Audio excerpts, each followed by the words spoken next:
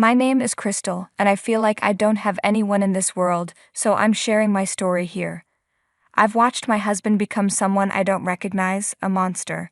I don't know how many of you have happy love stories, but I envy those who married their soulmates and are now living their best lives. I thought I was marrying my soulmate, Seth, but I was wrong. I married Seth out of love. We both had stable jobs and a good relationship before we got married. However, after we tied the knot, Seth suddenly quit his job without even talking to me about it first. He said, "Look, Crystal, I was getting depressed and burnt out at my last job, so I needed to quit. I'll apply for a new job soon, but I need a break. You'll have to support us until then."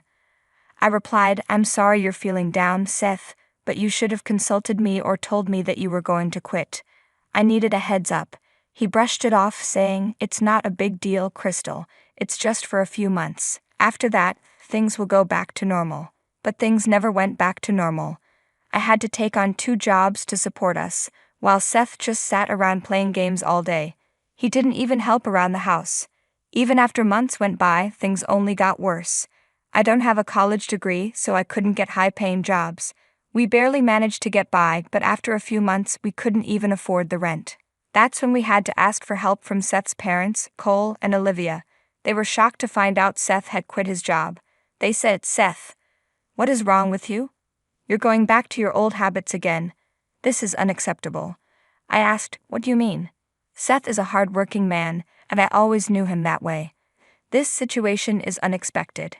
He hasn't been doing well mentally. They replied, "You don't know everything, Crystal. Seth has done this multiple times. He quits his jobs and then expects us to take care of him. Last time we threatened to cut him off if he didn't get a job. We forced him to go back to work, and after that he met you. We thought he had genuinely changed, but now we see he is back to his old ways. He says he is depressed, and he visited many therapists, but they all said there was nothing wrong with him. He was just playing us for free money." I was shocked to hear this about Seth. Believe me, during the 2 years we were in a relationship, Seth was a consistent worker. He never did anything like this. It only happened after the wedding. I had no idea this was a pattern. Seth tried to defend himself, saying, "Dad, you saw that I changed my ways. This is really an exceptional situation. We just need a little help for now. I'll find a job soon." His parents told him, "You better stick to your word, Seth. We won't let you mooch off your wife. She's a good person and deserves happiness. We will let you stay at one of our properties for free, but you have to promise to get a job soon. We will kick you out if you continue this behavior." I assured them, "Thank you so much. Seth will work on his problems. Thank you for helping us until then." Seth also promised his parents that he would find a job, but he never did. Instead, he lied to them about having a job, while I was the one working hard to support our family. I kept quiet because I loved him and didn't want to pressure him. Slowly, our finances got worse. I was barely making ends meet, while Seth continued to waste time. In fact, he got angry with me when I couldn't bring in more money each month. He even warned me not to take days off to avoid missing a day's wage. I was exhausted and isolated from everyone. Seth hated it when I went out with friends. I was foolish and too in love to see the truth, so I stayed like this for a year. Yes, for an entire year. I worked like a slave and reduced myself to nothing. One day, I had enough and took a day off from both my jobs. When Seth saw that I didn't go to work, he said, "Why are you home, Crystal? You should be at work making money." I took the day off and said to Seth, "If I keep working like this, I'll die, Seth. This is unacceptable." He replied angrily, "Who told you that you can take a break? I warned you about this, Crystal, and you didn't listen." I shot back, "How can you be so cruel, Seth? For a whole year, I worked like a slave while you enjoyed my money. You isolated me from my friends because you didn't want me going out and spending money. This is hell, Seth. I deserve a day off and I will go out. You'll have to deal with it." I ran out of the house crying because I was hurt and needed to get away from him. I walked around the city and did some window shopping, but I didn't have much money to buy anything. Over the past year, I lost most of the money I had saved, and it was all because of Seth. I was truly getting frustrated with him. He had stopped showing me any affection a long time ago. Now all he did was yell at me about wasting time or not bringing in enough money. I really didn't know what to do. After being out for most of the day, I returned home in the evening. I walked up to the house and tried to unlock the door with my key. The lock turned, but the door wouldn't open. I realized it was bolted from the inside. I was confused, so I knocked on the door. I knew Seth was home, but he didn't answer. After a while, I started shouting, "Seth, open the door. I'm outside and it's freezing. I'm going to catch a cold." Seth replied, "I'm not going to open the door." I was shocked. "Are you joking, Seth? This isn't funny. Open the door." He continued, "You think you can disrespect me and ignore my warnings. That will never happen, Crystal. You need to learn a lesson. I'm not going to let you into the house today. You can stay outside or go wherever you came from." "What are you talking about, Seth? Are you locking me out because I took a day off from work?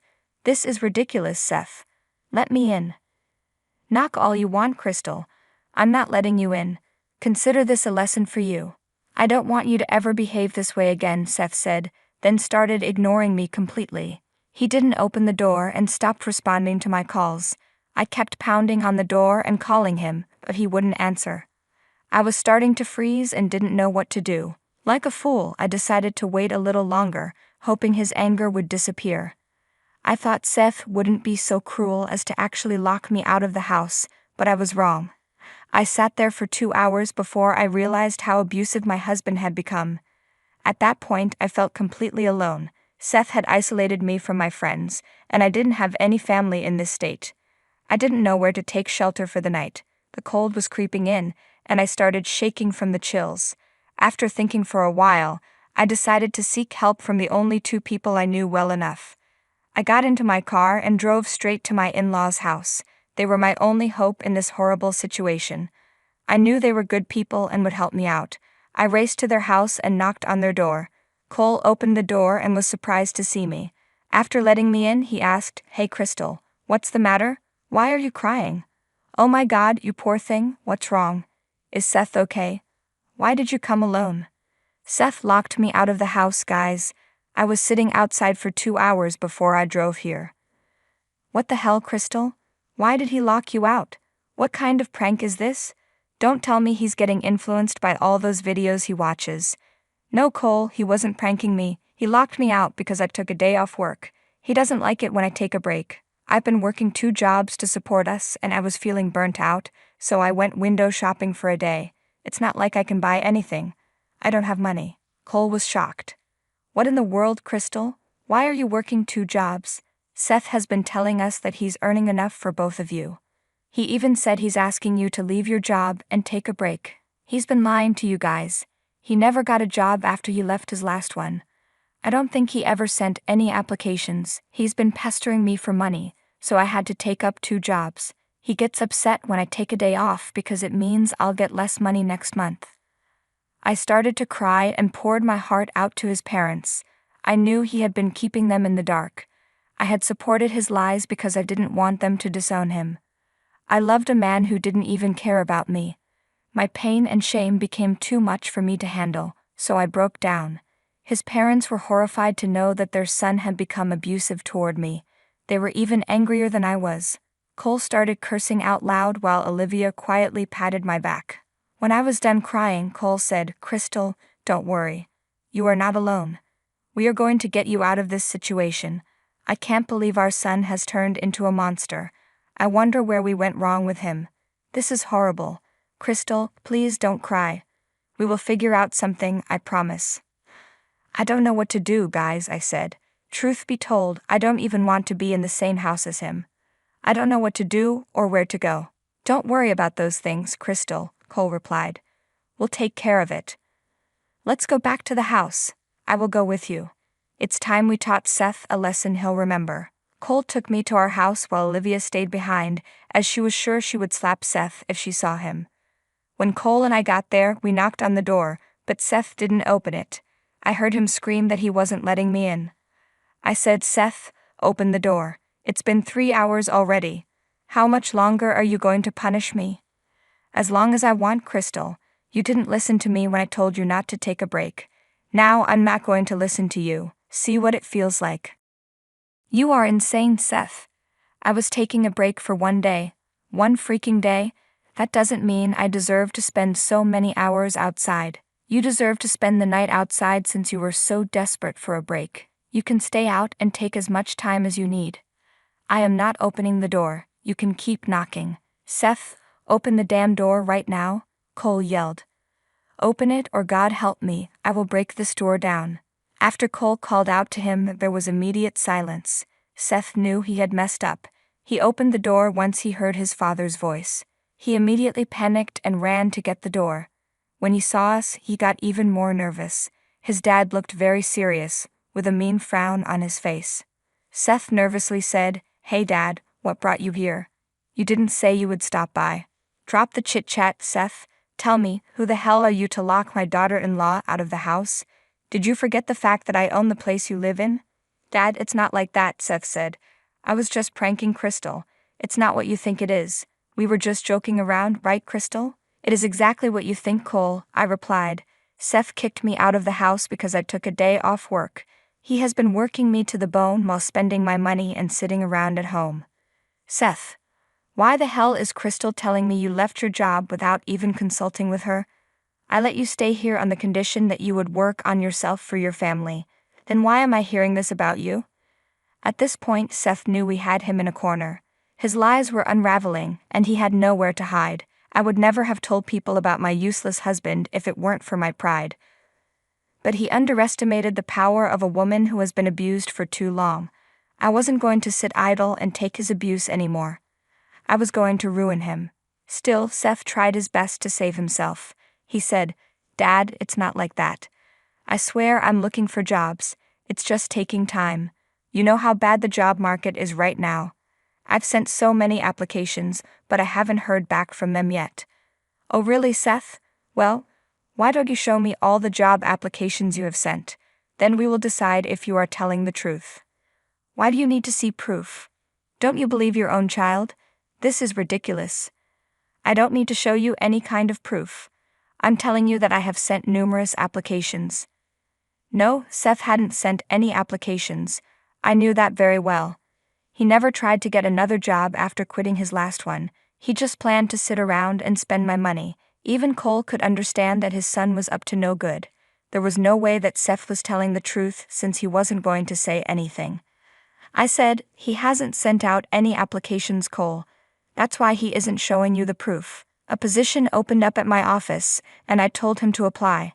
He didn't and instead screamed at me, saying, 'How dare you tell me what to do? Seth, your mother and I allowed you to stay here so you could turn your life around. You fooled us into thinking you got a job and were contributing to your family.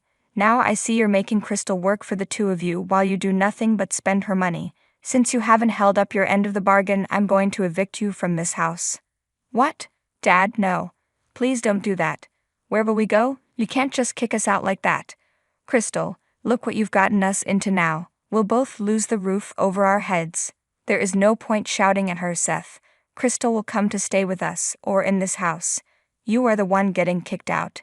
You don't have to worry about where Crystal will stay." "This is unfair. Crystal and I are a couple, so you can't separate us. You can't separate a married couple, for God's sake. I go where my wife goes, and that's final. If Crystal wants to stay married to me, she has to take me where she goes." "Yeah, well, in that case, I won't stay married to you anymore. I made that decision a while back, Seth. There is no way I'm going to continue this marriage. I will be divorcing you." Seth was dumbstruck by what I said. He didn't expect 2 blows in one night alone. All his life, he used the people around him to fund his expenses to some extent. For the last year, he managed to throw all his responsibilities on others. He expected life to continue like that. However, that was not going to happen. His parents and I were going to stand up for ourselves. Seth understood that he had just nuked his life at that point. He suddenly changed his demeanor. He cried and begged me not to leave him. He said, "Crystal, don't do this. You can't be serious. You're throwing away so many years of our relationship for a small mistake. Look, I know I shouldn't have locked you out, but it was just one day. We can work this out."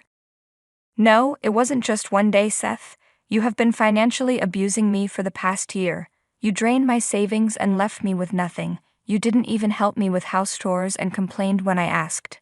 1 year of this torture is enough, Seth. Not anymore. I am leaving. Crystal, you're being unreasonable. We can talk this out. Fine, I will start applying for jobs tomorrow. I'm sure I'll find something soon. Once I get a job, we can go to therapy and fix this, right? I know you well enough to know that you will not do any of that. I suggested all of those things last year. You ignored me and called me names every time. I know that if I listen to you now, you'll act like you've changed, but then you'll go back to how things are now. Dad, please help me convince Crystal. See, I'm willing to change, but she's not listening to me at all. Who's at fault here, Seth? Crystal is doing the right thing by divorcing you. You don't have the right to hold her back. Her logic is completely on point. She's a good girl, and I don't want her to waste her life with an abusive man like you anymore. Crystal, you can come over to our place and stay there until Seth is kicked out. I'll wait here while you pack your bags. I took the chance and went straight to my room to get my stuff. As promised, Cole waited for me downstairs while Seth tried to make him change his mind. To be honest, I didn't trust Seth anymore, and staying with him in this house after the confrontation would be too risky, so I took Cole's offer to stay with them. I could hear Seth shouting and crying downstairs. Cole remained passive to everything and waited quietly for me. I got my stuff and went downstairs. Seth tried to physically block me with his body. That's when Cole shouted at him about calling the police. Seth got scared and let me go. Back at my in-laws' place, Olivia took one look at us and immediately went to hug me. For some reason, her tender move brought me back to tears. It had been ages since someone held me like that or showed me any bit of affection. It made me realize how much I lost by marrying Seth. His own parents loved me more than he did. Olivia brought me into the house and assured me I could stay with them as long as I wanted, so I decided to stay there for the time being. I didn't file for divorce straight away. Why? Because I needed Seth to get back on his feet to avoid paying him alimony. Seth would be forced to find work once the month was up, and he would have to move. Until then, he could enjoy half of whatever I had in our joint account. I transferred half of the funds into my account and left him with the rest. I promised myself not to send any funds into that account again. Seth tried his best to convince me to return to him. He showed up at his parents' place multiple times to get us to forgive him. We didn't, of course. In fact, this time, his mother verbally attacked him for being such a deadbeat. She even called him a poor excuse for a man. Seth was crying and begging for forgiveness. It was truly glorious. The month passed and Seth was forced to move out of the house. He tried to fight the move, which led to his parents almost calling the cops. I guess Seth was finding it hard to believe his parents were actually kicking him out. Anyway, since then, he has been couch surfing with his friends, but had to get a job, of course. I mean, who would host him for free day after day? Everyone knew about his bad habits of becoming a parasite on others. Seth couldn't find a good job, but he made do. As soon as he moved into a place, I filed for divorce. The process was easy because Seth didn't have any money for a lawyer. He resigned himself to his fate and let us get divorced. I didn't have to pay him any alimony because our income difference wasn't much. I left one of my jobs because I no longer needed to support another person. Plus, his parents were hosting me for free, which let me rebuild my savings. Anyway, we split amicably because we didn't have the means to fight. He apologized to me multiple times, but I didn't forgive him. I'm now living in a 2-bedroom apartment with a roommate. Things are picking up for me. I visit Olivia and Cole since they have become my family as well. They are also refusing to forgive Seth, and it doesn't look like their relationship will ever go back to normal. Hi, I'm Sarah Chin. From a young age, technology fascinated me in ways most kids couldn't understand. While others played with toys, I was busy dismantling and rebuilding old computers. My parents weren't wealthy, but they always nurtured my curiosity, even as our living room transformed into a makeshift lab of circuit boards and tangled wires. "Sarah, honey, what's your latest project?" my mom would ask, carefully maneuvering around my cluttered workspace. "Just tweaking the processing speed," I'd reply, focused intently on my task. She'd smile, shaking her head with a mix of amusement and exasperation. "Just make sure it's all cleared away by dinner." Despite our financial struggles, I earned a scholarship to study computer science. By my final year, I had developed a groundbreaking AI algorithm that drew attention from top tech firms. One company even offered $50 million for it. I accepted the deal but kept my newfound wealth a secret. No extravagant lifestyle or flashy purchases, just strategic investments and relentless pursuit of innovation. I wanted to be known for my work, not my money. That's when I met David. We first crossed paths at a coffee shop where I was engrossed in my laptop. David accidentally spilled his coffee, narrowly avoiding my device. "Oh no, I'm so sorry," he blurted, frantically reaching for napkins. "It's fine, really," I said with a laugh, helping him clean up. "I'm Sarah." "David, let me buy you another coffee to make it up to you." One coffee turned into dinner, and dinner blossomed into a relationship. David was kind, funny, and endlessly supportive, even if he didn't fully grasp my work. A year later, we got married in a simple, heartfelt ceremony. Then I met his family, including his sister, Jessica.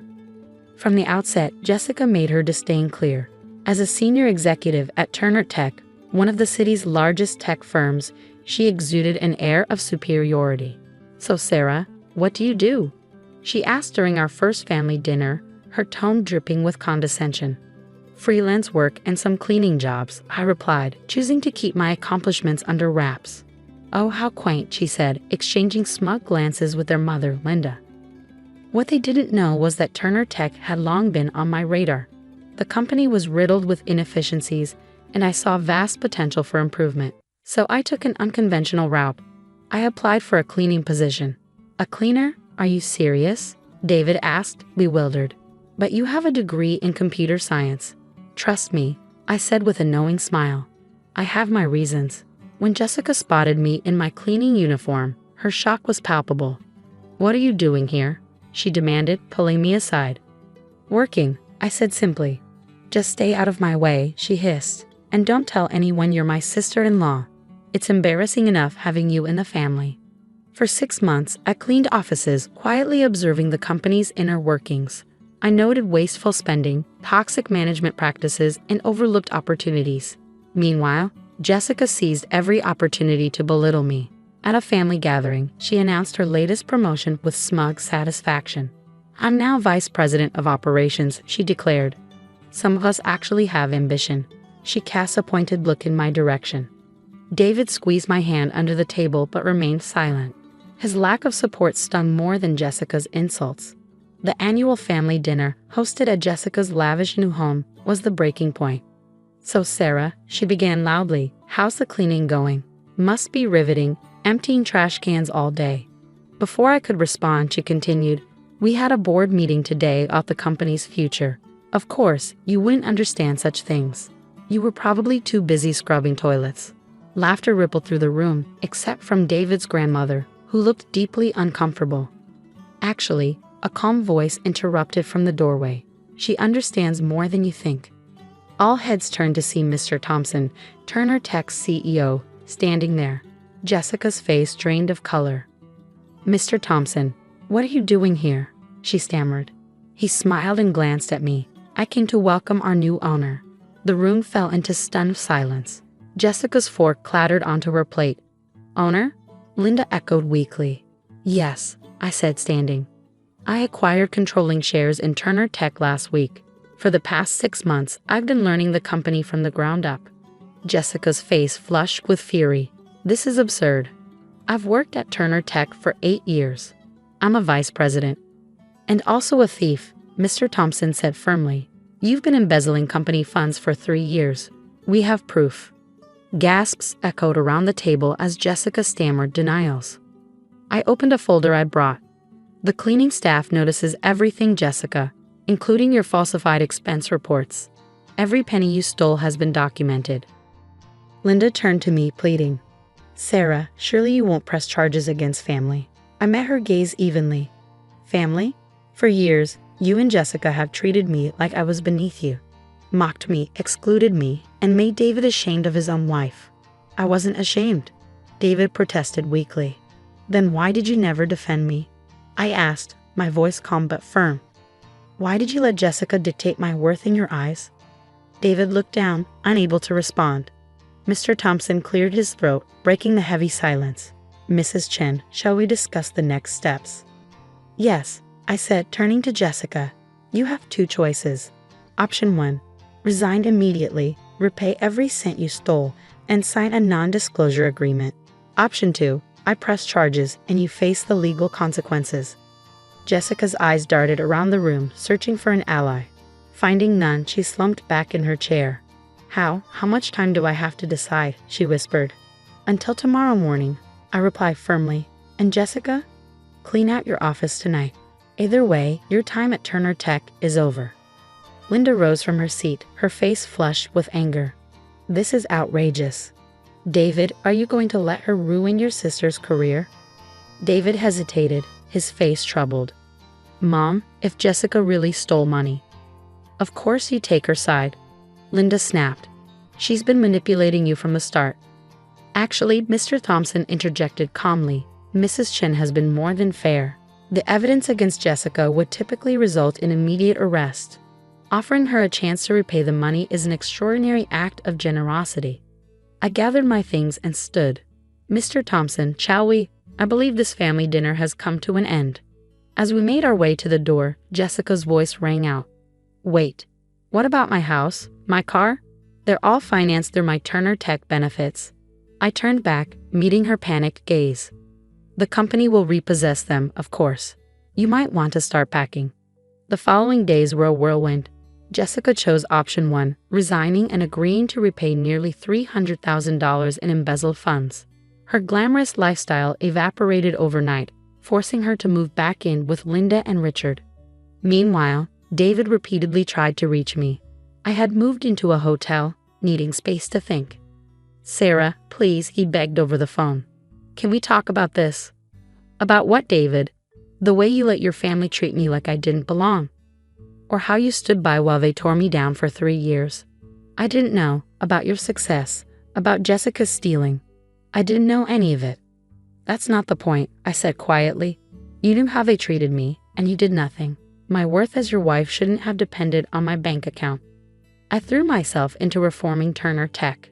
The company needed a complete overhaul, and I was determined to see it through. Each day brought me challenges, but the work was rewarding.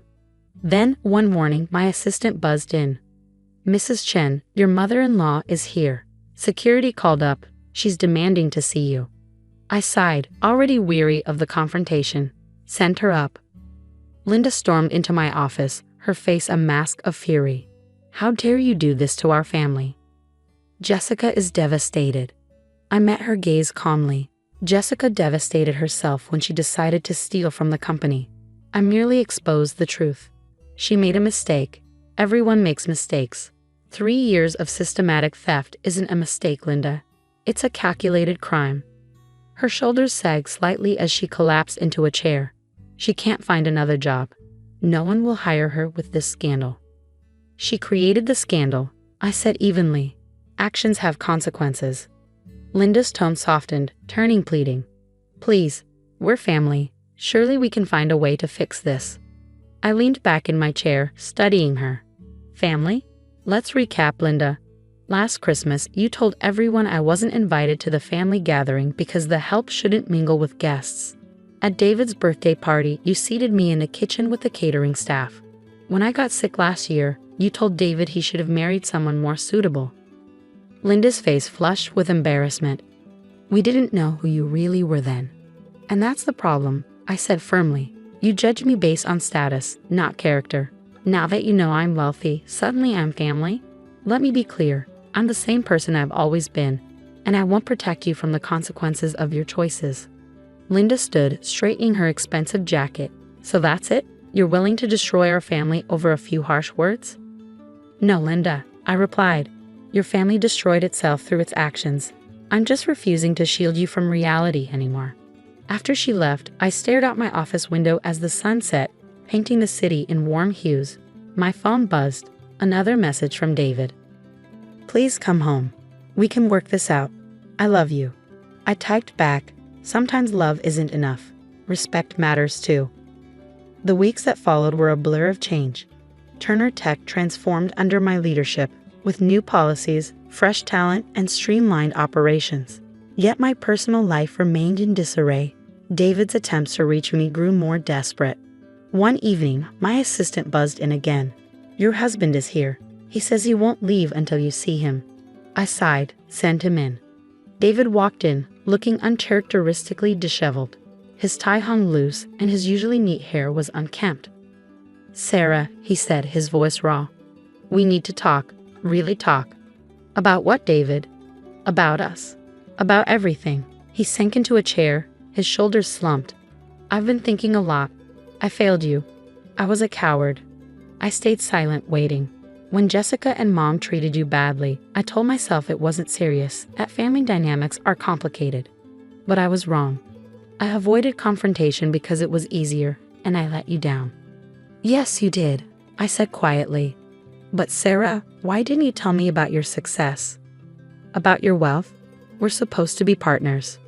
I walked to the window, looking out over the city lights. "Do you remember last Christmas at your parents' house? Jessica joked about me being the cleaning lady who trapped her brother. Everyone laughed. You laughed too, David." He flinched. I didn't mean." "That night, I almost told you everything. But I stopped. I realized that if you couldn't respect me as a cleaner, you didn't deserve to know me as a CEO." "That's not fair," David protested. "Isn't it?" I asked, turning to face him. "Your family's treatment of me showed me exactly who they were. And your silence? That showed me exactly who you were." Before he could respond, my phone buzzed. It was Mr. Thompson. "Sarah, we have a situation. Jessica's trying to access the company servers remotely. She's attempting to delete files." My stomach dropped. "Stop her, immediately." "It's already handled," he replied, his tone grim. "But there's more. She's been emailing confidential information to our competitors." I locked eyes with David, who had heard every word. "Do you know about this?" His shock seemed genuine. "No, I swear, Sarah. I had no idea." Picking up the desk phone, I called security. "Escort Mr. Chen out, then notify the police. We have evidence of corporate espionage." David grabbed my hand. "Wait, Sarah. Let me talk to her. Maybe I can reason with her." "The time for talking is over, David. Your sister is trying to destroy my company." Within hours, the police arrested Jessica at her parents' house. They uncovered laptops filled with stolen data and emails offering Turner Tech's secrets to competitors. Linda called me later, furious. "You've gone too far. First, you humiliate her, then take her job, and now this? She's your sister-in-law." "She committed a crime, Linda. Multiple crimes. The evidence shows she's been planning this for weeks. She was desperate. You pushed her to this." "No, Linda," I said firmly. "She chose this. Just like she chose to steal from the company. Just like you chose to treat me like dirt for years." The next day, headlines blazed. Former VP arrested for corporate espionage. Jessica's polished corporate headshot was juxtaposed with her mugshot, and the fall from grace was splashed across every major news outlet. David came to my office, his face lined with anguish. "Sarah, please," he said, "she's my sister. There must be something you can do." I studied him, my voice calm but unwavering. "You know what hurts the most, David? Even now, after everything she's done, you're still defending her." "I'm not choosing sides." "Yes, you are," I said, holding his gaze. "Your sister stole hundreds of thousands of dollars, sold company secrets, and tried to ruin everything I've built. Yet you're here, begging me to protect her. Again." His shoulders slumped. "What do you want me to do?"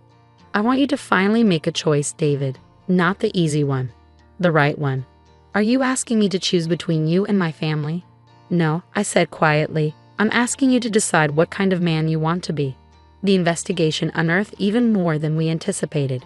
Jessica's theft and betrayal stretched back months, costing Turner Tech millions. It prompted sweeping reforms, tighter security, stricter audits, and a culture overhaul. One evening, my assistant brought me a letter from David. "Mrs. Chen," she said, hesitating. "He said it's important."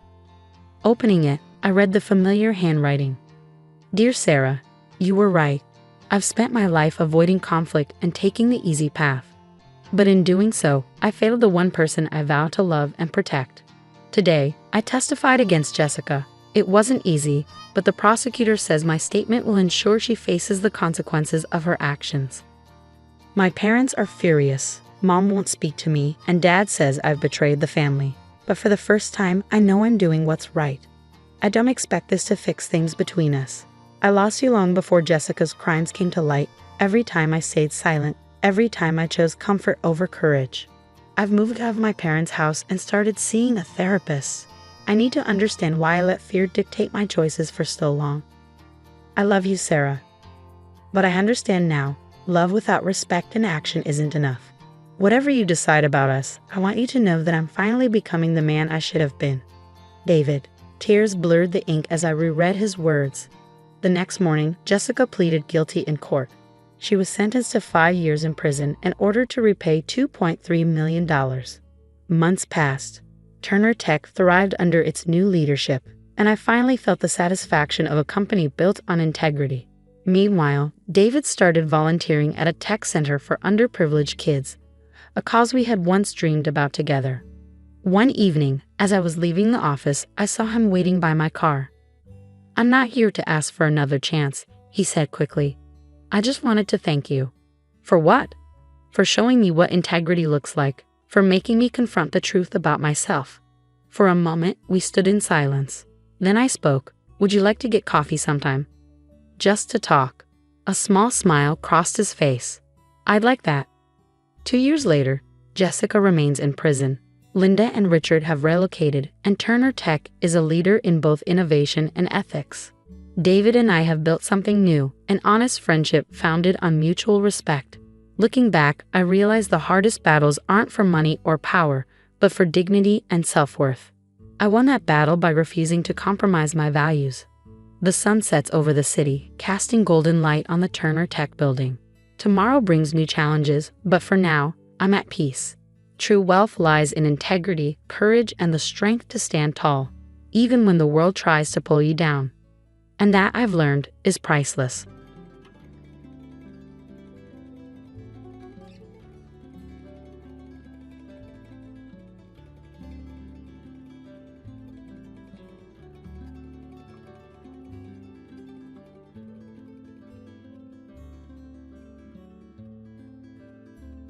My name is Emma, and I'm a 20-year-old university student living in New York.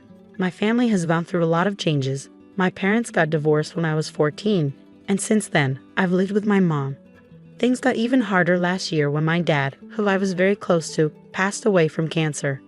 He left me a lot of money in his will, but I could only get it when I turned 20. This year, I finally reached that age, and then something surprising happened. One afternoon, my stepdad Justin, who is in his mid-30s and has been married to my mom for the last 6 years, asked to talk to me. Our relationship has always been a bit tense. I try to keep things peaceful, but he's not always been nice to me. He started the conversation with a serious topic. He suggested that I give the money my dad left me to my stepbrother, Michael, to help with his college expenses. According to Justin, Michael needed the money more for his education, and he thought it was only fair that I help out. I was shocked by his request. The idea of giving away the money my dad left for me felt wrong. I tried to explain to Justin that this inheritance was something my dad wanted me to have for my future, but Justin didn't agree. He insisted that I didn't need the money and that Michael's needs were more important. Despite his pressure, I stood my ground. I calmly explained to Justin that my decision wasn't about disrespect. It was about honoring my dad's wishes and keeping my personal boundaries. Justin got very upset and tried to intimidate me, but I remained firm in my decision. It was a tough conversation, but it was important for me to stand up for what I felt was right. I told him clearly that if he was upset by my refusal, he might want to rethink his approach. "Justin, remember you're part of this household too, so let's try to keep things respectful," I suggested, but it didn't seem like we would reach a peaceful resolution. I ended the conversation and left before he could respond. Justin's reaction didn't surprise me given his past behavior. I had a feeling he might try to get the inheritance money for himself at some point. You might wonder about my mom's role in all of this. Well, that's complicated. My mom, for reasons I don't fully understand, always overlooks Justin's bad traits. She's deeply in love with him, almost to the point of being blind to his flaws. And I didn't want to ruin her happiness by constantly clashing with Justin.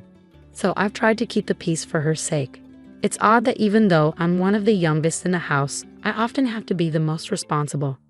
At the time of this ordeal, my mom, Mary, was out of town, which is why she wasn't around to intervene. Had she been there, she would have been furious. Justin knew he had a window of opportunity with her away, underestimating my resolve in the process. As I walked away from our heated discussion, Justin followed, berating me and calling me a terrible sister for not wanting to give the inheritance to Michael. But it wasn't about not wanting to help, it was about the principle. Justin and Michael unfortunately seemed to follow the like father, like some trope, acting more like schemers from a cartoon than family members. Their antics reminded me of the characters Pinky and the Brain, with their roles in this scenario up for debate. As I tried to leave the argument behind, Justin wasn't done. He insisted I listen and comply with his demands, bringing Michael into the conversation to reinforce his point. Michael sleepily joined in, confused about the details until Justin prompted him about the supposed important reason behind their demand for the money, a supposed business venture that suddenly became about Michael's university tuition.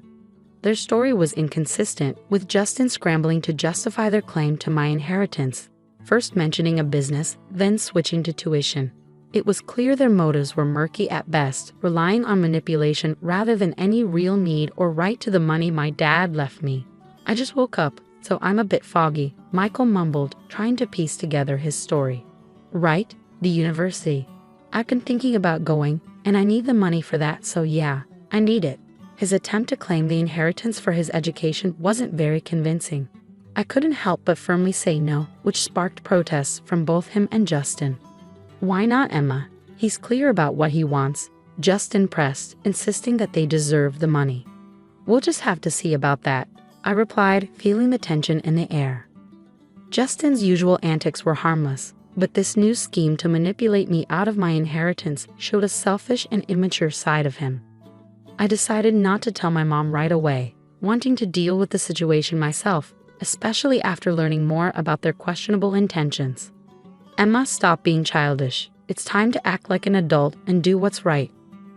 Justin lectured, suggesting that giving away my inheritance was the mature thing to do. His reasoning didn't make much sense to me. And what, Justin? The right thing is to give away my inheritance just because you say so, I argued. His insistence on keeping this from my mom made me even more suspicious. Why shouldn't I tell her? She deserves to know what's going on in her own house. Justin's urgency to keep my mom out of it, along with his unusually stern attitude, made me even more determined. Something wasn't adding up, especially with the supposed business venture Michael mentioned earlier. It was clear they underestimated my awareness of their tactics, and Justin's resistance to involving my mom raised a big red flag. At the first chance I got, I decided to talk to my mom. Hey Mom, how's everything going? I started, trying to gauge her mood. I'm doing okay, dear. What about you? She replied. I hesitated, knowing what I was about to say might cause some trouble. Not so good, Mom. There's something going on with Justin and Michael. Justin especially. He's been acting really weird. My mom tried to calm me down, telling me not to worry too much. Oh, Emma, don't let your mind run wild. But it was too late to stop my suspicions. Everything seemed to point to something more than just a misunderstanding or me being paranoid. Even though my mom was hesitant to believe anything bad about Justin, I kept going, determined to make her see what was really going on. Mom, I understand you have feelings for him, but Justin went too far. He didn't just ask for the inheritance money. He demanded it for Michael, saying it was for education. There's something not right about all this, and he even got aggressive when I mentioned telling you. I explained, my determination growing despite her doubts. My mom hesitated, torn between her emotions and the troubling accusations against the man she cared about. I'm having a hard time believing this, Emma. I think we need more proof to understand what's going on. Don't worry, Mom. I'll find the evidence we need, I reassured her. Even though she wasn't fully convinced, I couldn't shake the feeling that Justin had somehow manipulated her. But I knew I needed solid proof to expose his true intentions. That night, I searched the family computer for any clues about Justin's behavior. Luck was on my side when I found his email account open. What I discovered was shocking. Emails between Justin and a woman named Martha revealed a web of deceit. These messages hinted strongly at an affair. But what caught my attention was their discussions about plans for divorce and a future together, fueled by money from a shady business venture. While Justin was careful not to mention anything illegal, his betrayal was clear. Armed with this information and determined to learn more, I decided to talk to Michael, hoping he might accidentally reveal more about their plans. I started a casual conversation with him, secretly recording our exchange on my phone. Hey Michael, I greeted him, pretending to be cheerful. "Hi, Emma," he replied, sounding happy. "You seem in a good mood today." "Why not?" "It's a beautiful day," I said, steering the conversation to find out more about Justin's plans and how they were affecting my family. I approached Michael with curiosity, pretending to consider the request for the inheritance money. "I've been thinking about what you and Justin said. I'm actually thinking about giving you the money for your college," I told him, watching his reaction carefully. "Really? That's great. I'll tell him right away," Michael said, sounding excited. "Wait, not so fast. Before we do anything, I need to be sure of something. This money is strictly for your college fees, right?" I asked, trying to see if he was being honest. "Yes, definitely for my college tuition." Michael stuttered a bit, sounding a bit unsure. "And you're certain about that? What about Martha? Is she involved in this too?" I pressed, mentioning the name I had found in Justin's emails. "Martha? Who's Martha?" Michael stumbled, confusion evident on his face. "Oh, she's a student advisor at the college," he quickly improvised, but it didn't quite ring true. Unbeknownst to us, Justin had entered the room silently, his presence intimidating. "I don't appreciate you interrogating my son like this," he interjected, his tone stern. "I was just asking about where the money is going. If I'm considering giving it away, I want to make sure it's being used properly," I explained, trying to stay calm. Justin's response was sharp. "Once you give money away, it's no longer your concern. It's not up to you anymore." The audacity of his statement stunned me, especially when he followed it up with a threat. "You're not just thinking about giving us the money, you will give it to us, or you'll find yourself out of this house." Michael looked just as shocked as I felt by his father's sudden escalation.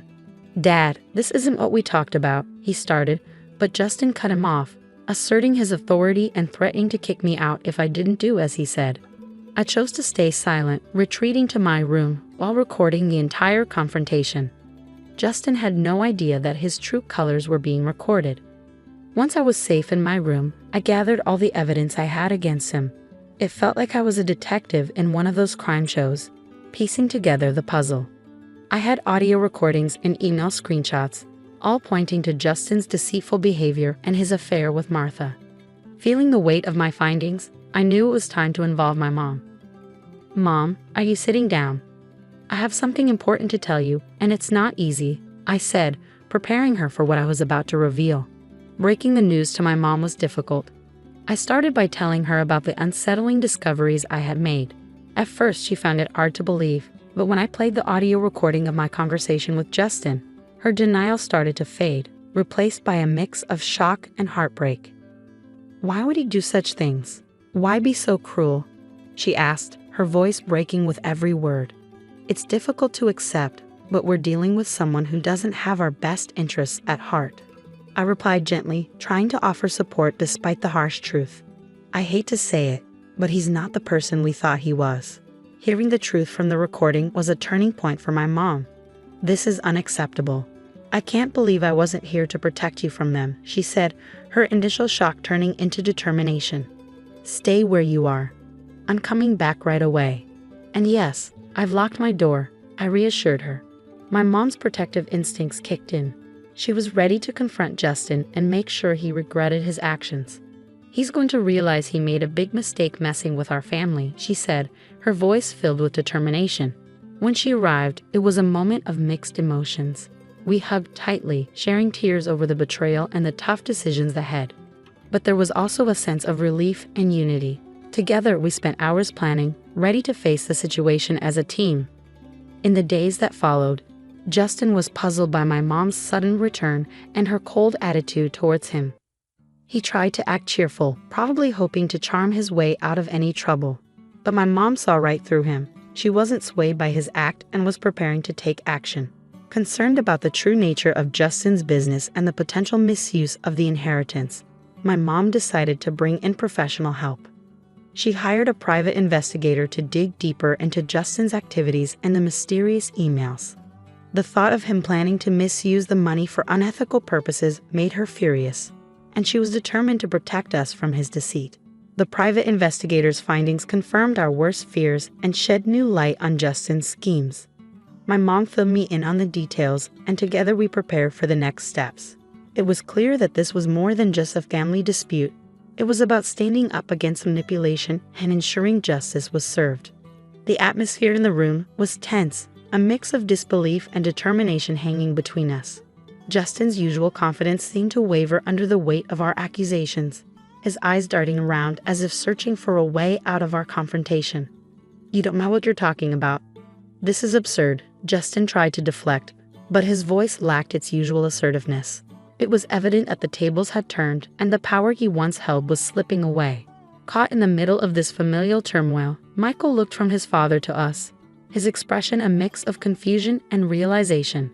Perhaps for the first time, he began to see his father for who he truly was, a revelation that seemed to shake him to his core.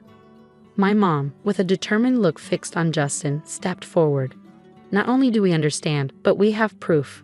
Emails, recordings. You've been planning to launder money through a laundromat, and you've involved yourself with a known criminal. Martha's record speaks volumes, and your plans for this business are crystal clear." Justin's attempts to maintain innocence were crumbling fast. "You have no idea what you're getting into. This is my business, my life. You can't just barge in and..." "But we can and we are," I interjected, supporting my mom's stance. "This isn't just about your business, Justin. This is about our lives, our safety. You've brought danger and illegality into our home, and we won't stand by and watch you destroy everything for your own selfish gains." The evidence was undeniable. The audio recordings of Justin's and Michael's conversations, the emails outlining their plans, and now their own admissions made it impossible for Justin to deny any longer. The camera in my hands, still rolling, captured every word, ensuring there was no way out for him. "You think you're clever, recording this, gathering evidence?" Justin sneered, his composure cracking further. "You may think you've won, but..." "We don't think we've won, Justin. We know we have." My mom cut him off, her voice strong and unwavering. "What you've done is not only morally wrong but also illegal. You've endangered this family, exploited my trust, and now you're going to face the consequences." As the confrontation reached its peak, Michael finally spoke up, his voice barely above a whisper. "Dad, how could you?" It was a question heavy with betrayal and disillusionment, aimed at the man he had once looked up to. The room fell silent, the weight of the situation settling in. Justin, stripped of his usual confidence, seemed to shrink before us. It was clear the charade was over. My mom's next steps were evident. Legal action, separation, and ensuring the safety and security of our family. As we left Justin to grapple with the consequences of his actions, my mom and I knew the road ahead would be tough.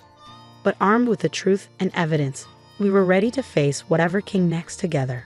The veil of deceit had been lifted, revealing a newfound strength and unity between us, ready to rebuild and move forward. "I don't know what you're implying. Why don't we call Martha? Maybe she can clarify things." Justin attempted to deflect, his panic thinly veiled. "You think you have it all figured out. Martha is just a friend," he added. But his confidence was rapidly fading. "The compromising picture we found tells a different story," I countered, my voice steady despite the turmoil inside me. "And seriously, who uses email for affairs these days? It's incredibly reckless." Justin, visibly flustered, retorted, "You went through my personal stuff? That's outrageous." "No, Justin, what's outrageous is you," my mom interjected, her voice filled with indignation. "How dare you threaten my daughter over money that rightfully belongs to her? How dare you try to evict her from her own home? Your actions are indefensible. How dare you involve your son in your reckless plans, putting him at risk? And your audacity to plan illegal ventures with that money is unforgivable. Now, when it's time to face the consequences, you suddenly fall silent." She continued, her words sharp and slicing through the tension in the air. Justin, feeling cornered and desperate, snapped, "Get that camera out of my face." As he lunged towards me in a blind rage, I swiftly dodged his attempt, his aggression only emphasizing the seriousness of his unraveling. "Are you really about to attack my daughter? Do you understand the trouble you're in?" my mom exclaimed, her voice a mix of shock and fury. Justin, defiant until the end, sneered, "You think you know what's going on? You know nothing." "Well, let's see if the police agree with you. They should be here any minute now," I declared, watching closely for his reaction. "Police? You wouldn't dare," he blustered, but his confidence faltered as the sound of police sirens grew closer. Justin's usual arrogance faded, replaced by pure terror. It was the first time I'd seen him stripped of his bravado, revealing the coward underneath. "Please, Mary, let's not make this worse. I can explain," he pleaded, his voice cracking under the pressure. "Save your explanations for the judge, you disgraceful man," my mom retorted with a disgust that left no room for doubt. "And Michael, don't think you're off the hook. You'll face the consequences too." As the police arrived, it was evident that this marked the beginning of the end for Justin's schemes. My mom's powerful statement reverberated in the air, signaling a crucial moment of justice for us. "This should be a lesson to you about disrespecting my daughter and me. You're old enough to know right from wrong, and it's time for you to face the consequences." "Yes, Mom, I understand," Michael replied, acknowledging that he had crossed the line and needed to accept the consequences. "Come on, Grace, isn't this a bit extreme?" Justin attempted to argue, hoping for leniency. "On the contrary, this is just the beginning of what's deserved," my mom countered, her determination unwavering.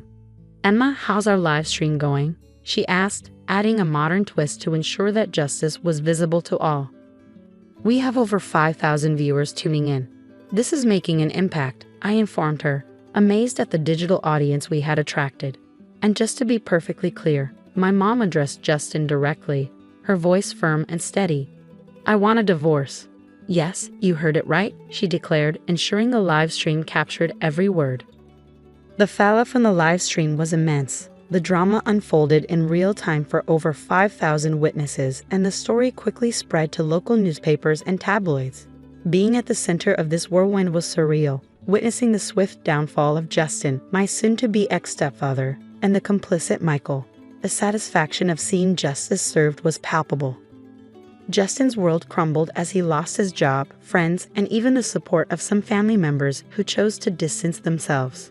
Facing serious charges, his future hung in the balance, with the possibility of spending up to 20 years behind bars if found guilty. Meanwhile, Martha, his partner in crime, was also discovered by the police, facing similar charges and an uncertain future. Throughout the turmoil, my mom and I found strength in each other. Our bond deepened as we navigated through the chaos, emerging stronger on the other side. Weekends became our time to relax on the patio, drinks in hand, reflecting on the absurdity and cruelty of Justin's actions. It was a period of healing and reaffirmation for both of us. "Good riddance," we toasted, sharing a sense of relief and closure. Good riddance indeed.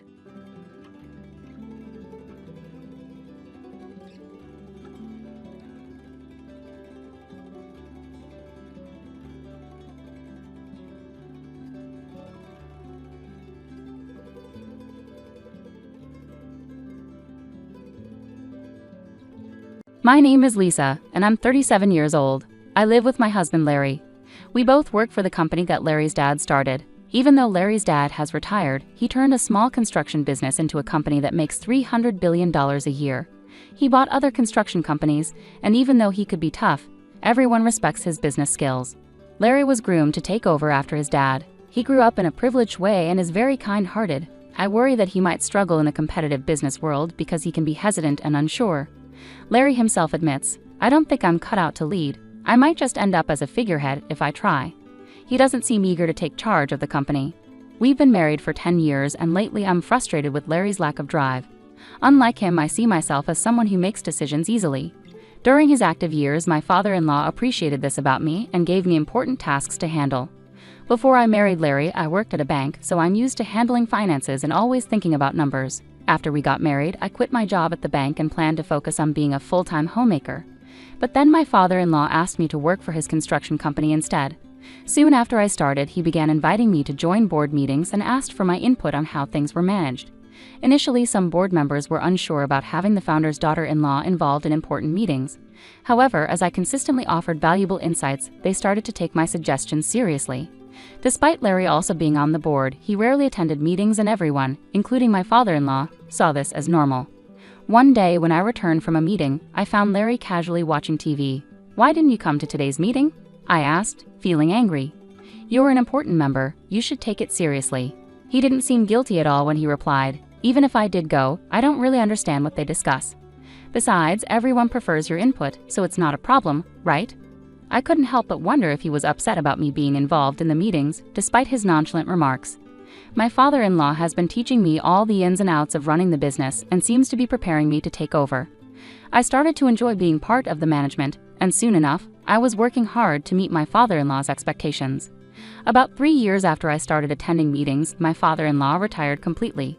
When important decisions needed to be made, the board members would come to me for advice, sidelining Larry.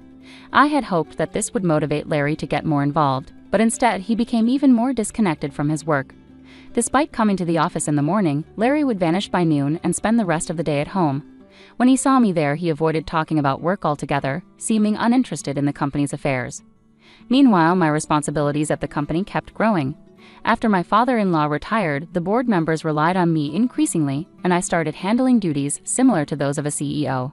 Our company is large with many employees, so I worked hard to boost sales and profits for their sake. Thanks to the efforts of our employees, our sales started to rise. I found running the company more and more intriguing, and I became deeply involved in my work. In contrast, Larry seemed to lose interest in his job, and his presence at the company became less frequent. Our conversations at home dwindled, and our relationship started to feel strained. "I met your sister Nancy today, and we had lunch together," Larry told me when he came home. Nancy, who's 3 years older than me, just went through a divorce about 4 months ago. It happened because she cheated, and things got really heated when her angry husband showed up at our parents' house. I was caught up with work, so Larry stepped in to calm down Nancy's husband. Despite the tense situation, Larry's gentle nature and calm personality managed to persuade him to leave peacefully. Nancy later told me, "Your husband is really something. He handled my furious husband so effortlessly." She was impressed by Larry's ability to diffuse the situation. Nancy was able to finalize her divorce after paying alimony. Since then, she seemed to see Larry in a new light. Before, she might have viewed him as a wealthy, sheltered son who wasn't particularly remarkable. But after seeing how he handled her husband's anger, she began to see him as a capable and respectable business owner. Nancy, who was now single after her divorce, might have seen Larry as a desirable catch because she always liked wealthy men. But I was so focused on my work that I couldn't even imagine such a thing.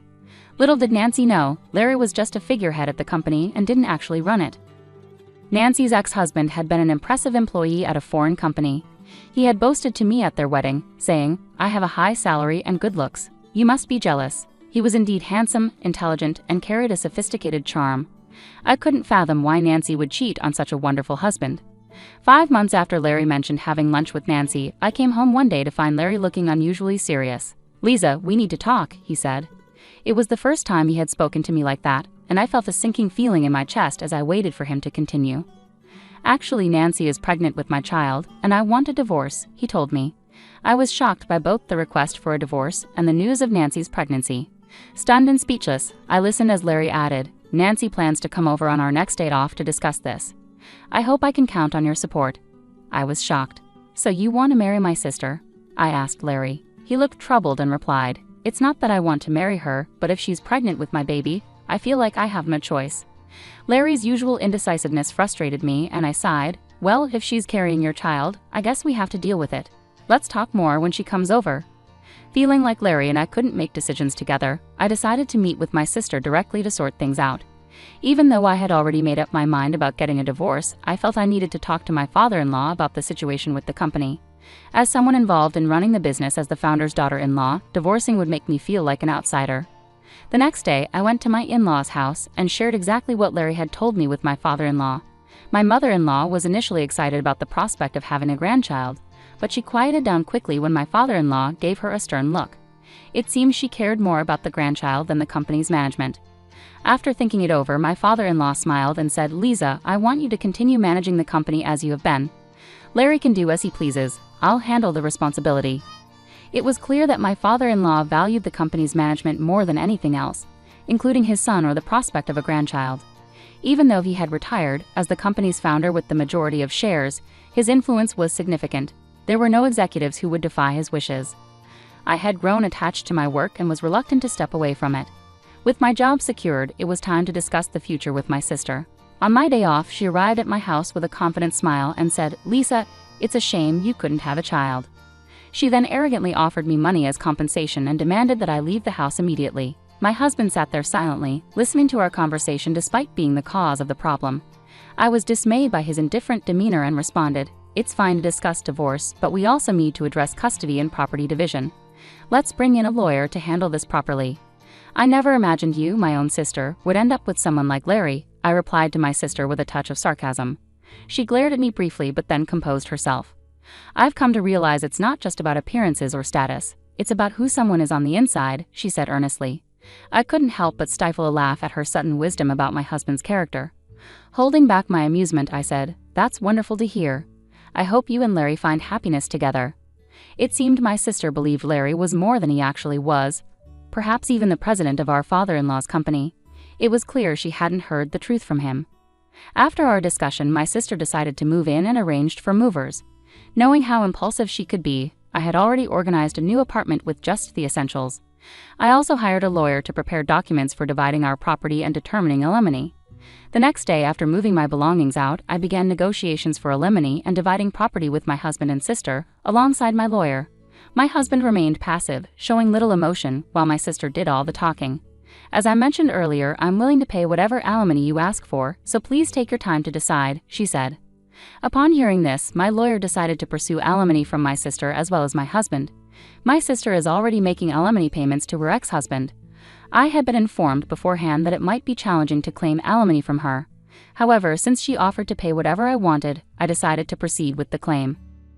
During the property division negotiations, my sister eagerly pointed out, "This mansion originally belongs to Larry's family, so it shouldn't be included in the division of property, right?" Remaining calm, the lawyer responded, "This building and the land are owned by the company, so it's ultimately up to the company to decide." It seemed even my husband thought this house belonged to his father. "Is that so?" "I thought this house was Dad's," he casually remarked. On the other hand, my sister was surprised and turned to the lawyer, asking, "Wait, does that mean I can't live in this house?" The lawyer replied professionally, "Since it's owned by the company, you can continue living here if the company agrees." Relieved, my sister exclaimed, "Oh, you should have said that earlier. It's fine because Larry, the president, will still be here." This statement caught the lawyer off guard, who burst into laughter. "What are you talking about?" "Lisa is the president, not Larry," he clarified, looking at my sister, who planned to marry my husband without knowing this crucial detail. She immediately turned to Larry and exclaimed, "Larry, you're not the president." Seeing his discomfort, I stepped in and explained to my sister, "Larry is an advisor without executive authority. I, on the other hand, am both an executive director and the president. Our father-in-law, who founded the company, was always the president. When he retired, he appointed me to these roles based on my performance, and there was no opposition from other executives.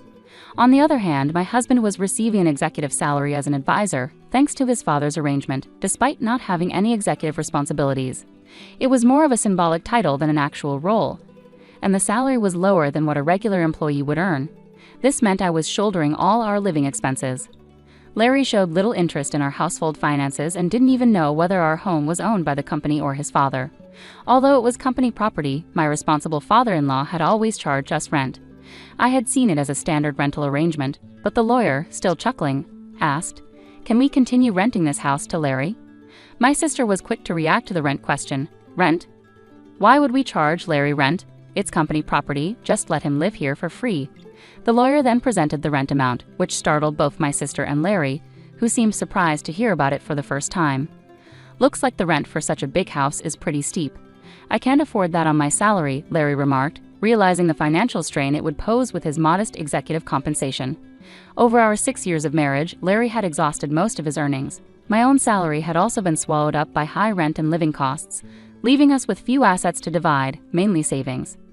After the lawyer left, my sister, now aware that the mansion she coveted was rented, appeared crestfallen and stared blankly. Meanwhile, Larry wore his usual grin. I suggested, "Why don't you move back to your parents' house? Your mom was thrilled about the pregnancy." Larry agreed, but inwardly I couldn't help but find the situation ironic, having to consider arrangements for a man who would soon be my ex-husband. I started to worry about whether he could responsibly raise a child, but I quickly dismissed these thoughts as irrelevant. Turning to my sister, who seemed to have forgotten about her own alimony situation, I asked, "Are you okay with the alimony arrangement, sis? You seemed confident earlier, but you're also paying your ex-husband, right?" Her expression shifted abruptly as she processed my question, snapping back to reality. "Alimony? I have to pay that too?" My sister exclaimed, clearly shocked and seemingly unaware of our earlier discussion. "You said you'd pay plenty of alimony earlier, but you didn't expect to pay it yourself, did you?" "My salary is really low," she continued, sounding incredulous. Larry and my sister exchanged surprised glances, and I couldn't help but feel like laughing at the situation. I had already finalized the divorce papers and alimony requests, so personally, it didn't affect me anymore. But watching Larry and my sister's reactions was almost comical. My ex-husband, who had remarried my sister and moved back to his parents' home as I had suggested, found himself caught in constant arguments between my sister and our in-laws. The root cause of these conflicts stemmed from the lie about my sister being pregnant with his child. His mother, hoping for a grandchild, was furious upon discovering the truth. Meanwhile, my father-in-law, who had never approved of my sister taking his son away from me, refused to even speak to her. He covered Larry's alimony payment in full, ensuring it was settled. Witnessing my sister's plea to our father-in-law, "Dad, could you please pay my alimony too?" was met with his stern response, "I have no reason to be called Dad by you," he retorted angrily. Disheartened and unable to achieve what she had hoped for, my sister left my ex-husband's family home abruptly, without saying a word, and disappeared. It seemed she had remarried my ex-husband solely to bear the burden of alimony, a decision that now seemed painfully naive. My ex-husband appeared to reconsider reconnecting with me, but his father rebuked him. "You're not the kind of man who should even think about starting a family. You can't even take care of yourself properly." Watching all of this unfold, I couldn't help but reflect on how we had reached this point. When Larry agreed to move back to his parents' house, I knew it was the right decision. While his mother was overjoyed at the prospect of a grandchild, I couldn't shake the feeling that Larry was simply not ready for the responsibilities of parenthood. His lack of engagement during our marriage persisted, and I doubted it would ever change.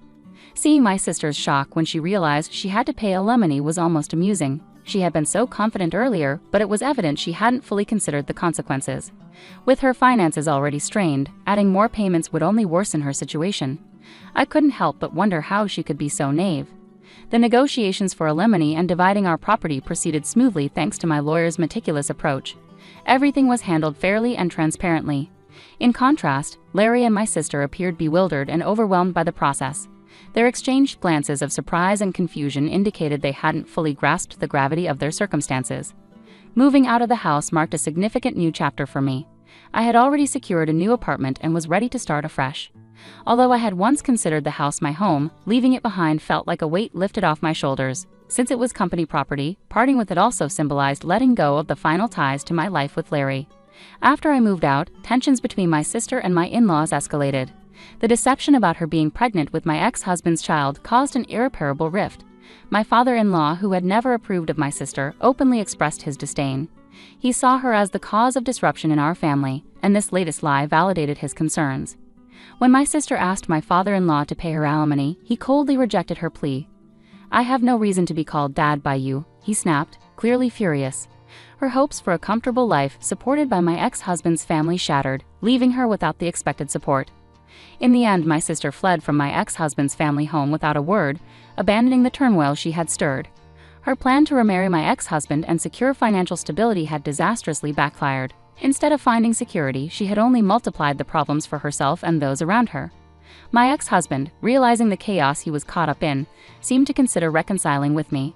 However, his father, always the voice of reason, rebuked him harshly, saying, "You're not the kind of man who should even consider starting a family. You can't even take care of yourself properly." Ultimately, I moved on from the entire ordeal. I focused on my career and building a new life, leaving behind the turmoil that had engulfed my marriage. It was evident that Larry and my sister had their own paths to navigate, and I chose to detach myself from their complicated lives. The experience taught me valuable lessons about trust, responsibility, and the importance of making decisions based on personal integrity. I resolved never to reconcile with my ex-husband, even if he begged me. His betrayal with my sister and his indifferent demeanor had shattered any remaining faith I had in him. During our discussions, he lost his executive position and now works as a temporary employee. His behavior throughout our marriage and after the affair made it clear he wasn't reliable or trustworthy. His lack of commitment to our relationship and the company showed he wasn't suited for the responsibilities he had. Seeing him reduced to a temporary employee only reaffirms my decision to move forward without him. Being CEO has become the most important aspect of my life. It gives me purpose and fulfillment, keeping me focused and motivated. I take pride in improving the company for our employees and their families. Being CEO is now central to my identity, and I can't imagine giving it up. I'm not considering remarrying after our breakup. Starting a new relationship isn't something I'm interested in right now. I've been through too much emotional turmoil to even consider starting a new relationship. Right now, my focus is on myself and advancing my career. There are many goals I want to achieve, and I'm determined not to let anything distract me. I've kept in touch with my father-in-law, and he's been a great source of support and wisdom throughout everything. His advice has been invaluable whenever I face tough decisions or need guidance. My commitment to the company feels like a marriage in itself. For the sake of my employees, I dedicate myself fully to its success. This means hard work, dedication, and a passion to ensure our business thrives. I'm committed to providing job security and a stable future for our team, and their well-being is a top priority for me as CEO. This journey has taught me resilience and staying true to myself despite personal challenges. I've steered the company through steady growth and maintained a positive impact on our employees' lives, which motivates me every day. Ultimately, my focus remains on leading the company and supporting my team. I'm driven to create a successful future for all of us. While my personal life has had its challenges, my professional life gives me stability and a deep sense of accomplishment. This is where I draw my strength and where I choose to direct my energy moving forward.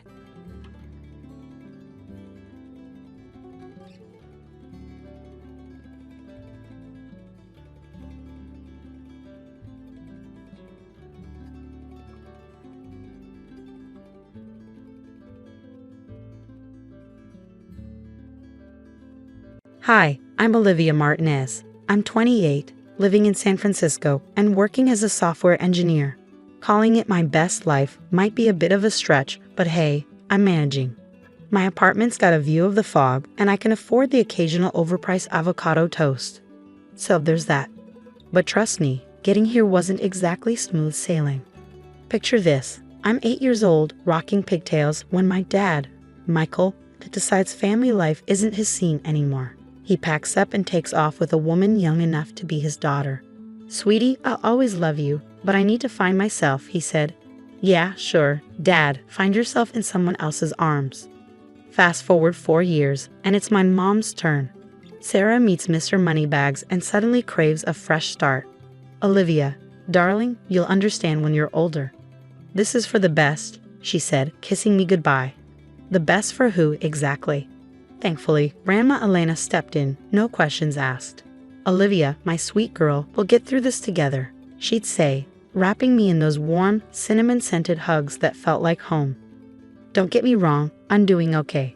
I've got a great job at Tech Corp, where I met my best friend Zoe.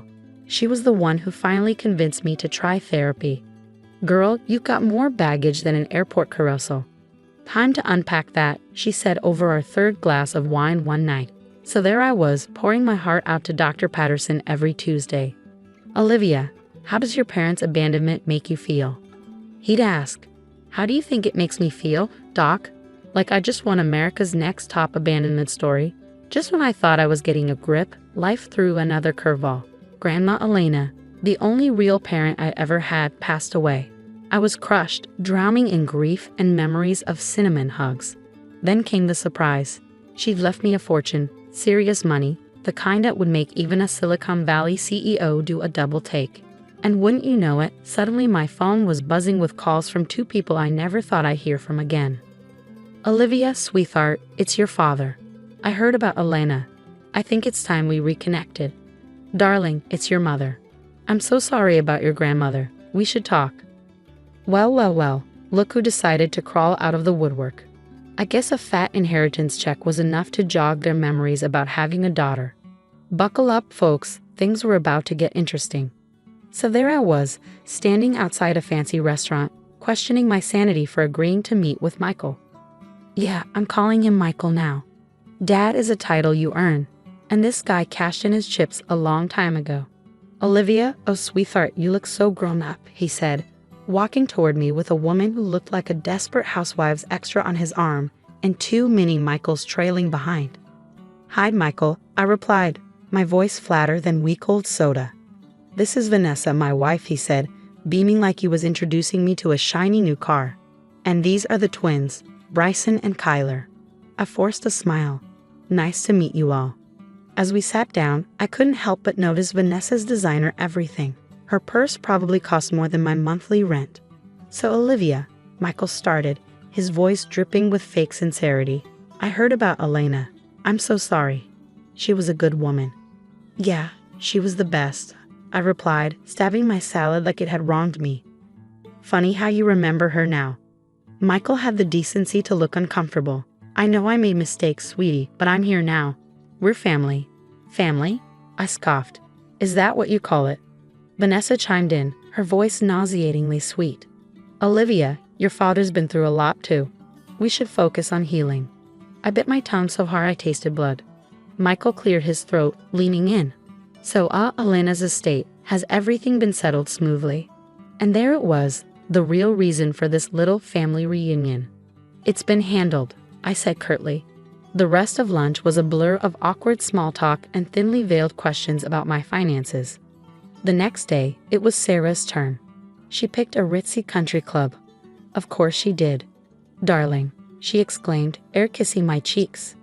This is Robert, my husband. Robert, a silver fox type in a tailored suit, shook my hand. Pleasure to meet you, Olivia. Sarah's told me so much about you. Funny, she hardly ever mentioned you to me, I quipped. Sarah's smile faltered for a second. Well, let's sit, shall we? I've been dying to catch up. For the next hour, I was treated to a whirlwind tour of Sarah's charities, galas, and social connections. It was like listening to a Kardashian podcast on 2x speed. And then I said to the Duchess, Darling, that tiara is simply to die for. Sarah giggled, taking a sip of her champagne. Fascinating, I muttered, glancing at the clock and wondering if I could fake a medical emergency to make my escape. Robert cleared his throat, looking over at me. You know, Olivia, times have been a bit tough lately. Some of my investments didn't pan out as expected. I raised an eyebrow. Oh. Sarah jumped in with a too bright smile. Nothing serious, of course. Just a little belt tightening. But you know, family is so important during times like these, don't you think? I excused myself shortly after, my head spinning with thoughts of their not-so-subtle hints. Back at work, I spilled everything to Zoe over coffee. They're totally after your money, Zoe said, her eyes wide with disbelief. You need to watch your back. You think? I sighed. What should I do? Zoe's eyes gleamed with a mischievous light. I know a guy, a private investigator. He could dig up some dirt on your folks. I hesitated, then nodded. Do it. For the next week, my phone lit up with messages from Michael and Sarah. Family dinner. Let's go shopping. We have so much to catch up on. I was ignoring yet another text when I overheard a conversation in the break room that made my blood run cold. Yeah, Martinez, the quiet one, right? Word is her grandma left her millions. I froze, my coffee mug halfway to my lips. How did they know about my inheritance? And if they knew, who else did? As I walked back to my desk, my phone pinged again. Another message from Sarah. Darling, we simply must discuss the family estate. It's what Alina would have wanted. I clenched my fists, a cold anger settling in my gut. These vultures thought they could swoop in and take what was mine. They had another thing coming. It was time to find out what skeletons were hiding in their designer closets. Jake, the private investigator Zoe had recommended, didn't waste any time. Within a week, he dropped a bombshell that made my head spin. Your dad's business? It's a house of cards, Jake said, sliding a file across my kitchen table. He's in deep with some nasty loan sharks. We're talking break your kneecaps kind of guys. I flipped through the pages, my stomach twisting. And my mom. Jake grimaced. Her husband, Robert, has been cooking the books at his company. They're one audit away from total bankruptcy. It was like a punch to the gut. I knew they were after my money, but this level of desperation was staggering. There's more, Jake continued. Someone's been poking around your work email, accessing files about your inheritance. I felt the blood drain from my face. What? How? Jake shrugged. Inside job, maybe. Any coworkers acting suspicious? My mind raced, recalling the break room gossip and the sudden interest from people who'd never given me the time of day before. It all started to make sense. I've got an idea. I set a plan forming in my mind. Can you set up a meeting with a financial advisor? A fake one. Jake grinned. Now you're thinking. I know just the guy. The next day, I invited both Michael and Sarah to separate meetings with my financial advisor to discuss my inheritance. They both jumped at the chance like sharks smelling blood.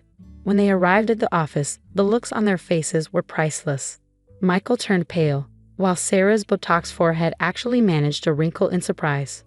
What's going on here? Michael demanded. I smiled sweetly. Oh, I just thought we could all chat about my inheritance together. Isn't that what family does? For the next hour, I laid out everything Jake had uncovered. Michael's failing business, Sarah and Robert's embezzlement, and the hacking of my work email. With each revelation, they grew more desperate, turning on each other like rabid dogs. You told me you needed the money for the boys' college fund. Sarah shrieked at Michael. Oh, please, like you're any better, Michael shot back. Trying to frame your own daughter for corporate espionage. Michael shot back, and my jaw dropped. Sarah, at least have the decency to look ashamed. It wasn't supposed to go that far. We just needed access to your files, she stammered. I stood up, shaking with rage. Get out, both of you, and don't ever contact me again. As they left, tails between their legs, I caught a glimpse of Jake in the corner, giving me a thumbs up. The entire confrontation had been recorded. The fallout was swift and brutal. My coworker Tim from accounting confessed to being bribed by Sarah for information about my finances. A few days later, Michael showed up at my apartment with the twins, trying to guilt me into helping him. Think of your brothers, Olivia. They need you, he pleaded. I slammed the door in his face. They needed a father who stuck around, not a deadbeat chasing money. Sarah's attempt to frame me for corporate espionage was the last straw. I needed a plan, and I needed it fast. We've got them by the balls, Zoe said as we pored over the evidence in my living room. Now we just need to squeeze. I nodded, cold determination settling over me. Let's end this once and for all.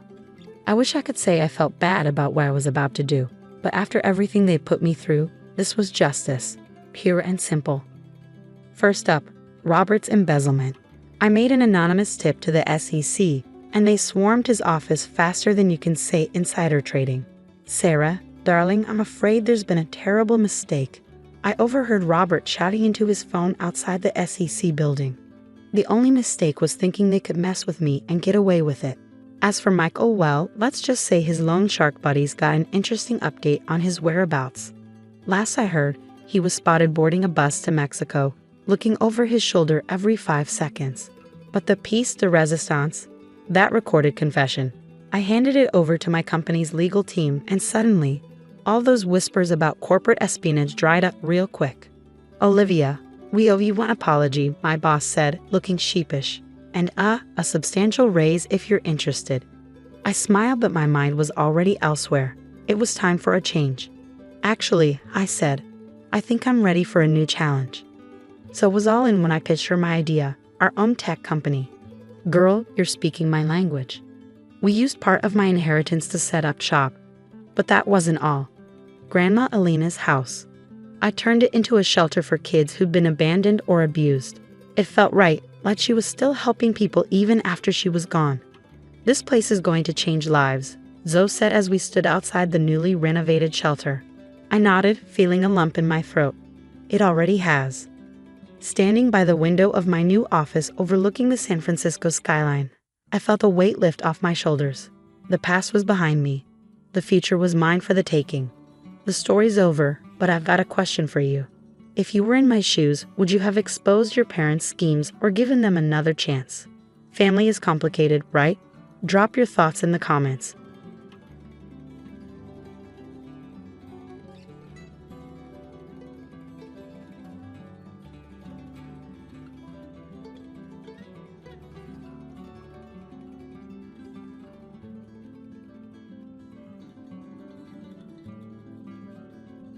Why did it have to be you? Mother's cold voice pierced the silence of the living room, her icy gaze fixed on my abdomen. I froze, speechless. My name is Moran, a 25-year-old housewife. My older sister Tara is 3 years my senior and has always been Mother's favorite. For years, I longed for Mother's approval. When I discovered I was pregnant, I dared to hope that news of her first grandchild might bridge the chasm between us. That day, my husband Warner and I visited my parents' house to share our announcement. Tara was the first to greet us, her bright smile as warm as ever. Moran, it's been so long, she said, pulling me into a hug. Father was out at work, but Tara assured me he'd return soon. When Mother appeared, her expression tightened at the sight of me, though she quickly masked it with a smile as soon as she noticed Warner. Oh my, I don't have anything prepared for your visit. Just a moment, she said, retreating to the kitchen. Minutes later, she returned with a plate of homemade cookies. They were laden with sugar, something she knew I disliked. "Ah, that's right. Miranda doesn't like sweets, does she?" she said with exaggerated concern, her gaze shifting to Warner. "I'm sorry." Warner smiled politely and replied, "Who I'm eating with matters more than what I'm eating." Mother's response was curt. "I see." She sat down on the sofa, her gaze still guarded. With everyone seated, I took a deep breath. "We came here today because we have something important to share." My voice trembled slightly. Mother's sharp eyes bore into me, but I pressed on. "Actually, I'm pregnant." For a moment, the room was utterly silent. Then Tara broke it with a joyous cheer. "Moran, congratulations," she said, throwing her arms around me. But Mother's expression darkened. Warner excused himself to take a work call, and Tara headed to the kitchen to make tea. Left alone with Mother, the tension in the room became suffocating. Her mask slipped completely. "Why did it have to be you?" she spat, her voice trembling with suppressed rage. I opened my mouth to respond, but she cut me off. "The first grandchild should have been Tara's. Someone like you." Before I could process her words, she stood abruptly and kicked me hard in the stomach. The pain was searing, and I collapsed, a scream tearing from my throat. "Mother, stop." Tara's horrified cry came from the kitchen doorway. She ran to me as Warner burst back into the room, his face a mix of shock and fury. "Moran," he shouted, kneeling beside me as I curled into myself, trembling. Tara grabbed her phone and called an ambulance while Warner held me protectively. "What are you doing?" She bumped into the dresser, Mother said calmly, waving a dismissive hand. But Tara's voice cracked with anger. "Mom, I saw you. You kicked her in the stomach." As the sound of ambulance sirens grew louder, I drifted in and out of consciousness. Warner squeezed my hand, whispering, "It's okay. I'm here." Tara was sobbing as she restrained Mother, shouting, "What if something happens to the baby?" The paramedics arrived, their voices urgent and commanding. As they lifted me onto the stretcher, Mother's cold stare burned into me, a concentrated embodiment of the disdain she'd shown me my entire life. Tara rode with me in the ambulance, holding my hand tightly. "I'm so sorry," she said over and over, tears streaming down her face. "I should have noticed before." Despite my pain, I felt a glimmer of gratitude for my sister. Her warmth and love had been a constant, even in the shadow of Mother's indifference. As the ambulance sped toward the hospital, the glow of streetlights flickered across my vision. My mind drifted to memories of my childhood. When had Mother's treatment of Tara and me diverged so starkly? I couldn't pinpoint the moment, but I knew Mother, the town's former beauty queen, had always reveled in how Tara mirrored her looks. Every neighbor's compliment, "You're Patricia's daughter, aren't you?" seemed to make her glow with pride. I, however, with my features taking after Father, had always been her disappointment. Lying in a hospital bed later that night, I came to a decision. It was time to end this toxic relationship with Mother, for my sake and for my child's. I still vividly remember one Christmas morning when I was 8 and Tara was 11. The tree was adorned with shimmering lights, and beautifully wrapped presents were stacked beneath it. Tara opened her gift first, a trendy, brand-name dress. Mother beamed with pride. "It's perfect for Tara. She is my daughter after all," she said, her voice dripping with affection. When my turn came, I eagerly tore the wrapping off my box. Inside, I found a pair of simple jeans and a t-shirt, likely purchased on sale at Walmart. "These suit you better, Moran," Mother remarked casually. My young self didn't know how to respond. I just nodded, swallowing the lump forming in my throat. It wasn't just about the clothes. Even at mealtimes, the differences were glaring. Mother would heap extra portions onto Tara's plate, urging her, "You can eat more, can't you?" and offering her homemade desserts. Meanwhile, she'd ration my servings, saying, "Moran, if you want to maintain that figure, that's enough, don't you think?" As we grew older, the gap between us widened. Tara blossomed into a popular, confident teenager and became captain of the cheerleading squad. Mother attended every one of her weekend games, snapping endless pictures with pride. I, on the other hand, joined the track team. Despite my strong performance and good times, Mother never once came to watch. "I'm busy," was her perpetual excuse. Father came occasionally, patting my head with a simple, "You did well." But he was preoccupied with work and seemed oblivious to the complexities of our family dynamic. In high school, I began to realize my situation wasn't normal. The turning point came during a conversation with my best friend, Serena. "Moran, your mother is just too cruel," she said one day. I blinked, startled. "What do you mean?" "She buys designer clothes for Taro, but," Serena hesitated, her voice trailing off. "My mom would never treat her kids differently like that." Her words opened my eyes. For the first time, I saw my family through a lens I had avoided, and the truth was painful. Yet Tara remained unaware of the disparity. She genuinely believed I preferred simpler clothes. "Moran, you have such a good figure. You look good in anything," Tara would often say with a smile. Sometimes she even offered to lend me her clothes, but they rarely fit. Mother's treatment worsened when no one else was around. Along with her, her words turned sharp and cutting. "To think I had to give birth to a child like you. Tara would have been enough. Why can't you be more like her?" Her accusations tore at my self-worth, but I learned to hold back my tears, knowing that showing pain only fueled her cruelty. My friends noticed the toll it took on me. On my 16th birthday, Serena and a few others threw me a surprise party. Mother gave me nothing that year, but the small makeup set my friends gifted me remains one of my most treasured possessions. It was around that time that I decided to leave home. I was determined to build a life of my own after high school. Mother's parting words were a sneer. "With just a high school diploma, you'll never amount to anything." But her scorn only steeled my resolve. Meanwhile, Tara went to college, with Mother proudly dipping into the family savings to cover her tuition. "It's worth it for Tara," she said, as if justifying the sacrifice. No such funds had ever been set aside for me. But strangely, the injustice made me stronger. I focused on maintaining excellent grades while working part-time at a local diner. With each paycheck, I built my savings and mapped out a plan for the future. Lying in my hospital bed now, those memories flood back to me like scenes from a movie. The steady beep of the monitor reminds me I'm safe. The doctor assured me my little one is unharmed. I'm no longer that helpless girl. I vowed that day, as I lay staring at the evening sky, that I would never treat my child the way Mother treated me. On my second morning in the hospital, Warner arrived early. When I asked, "Is work okay?" he smiled warmly and replied, "You're more important." I met Warner 3 years after graduating high school. Right after leaving home, Mother had sneered, "You'll be back soon enough." But I never returned. Tara, busy with her college life, seemed indifferent to my departure. Starting out was tough. I continued working at the diner while applying for clerical positions at major supermarket chains. Every time I mentioned my lack of a college degree, interviewers' faces clouded with doubt.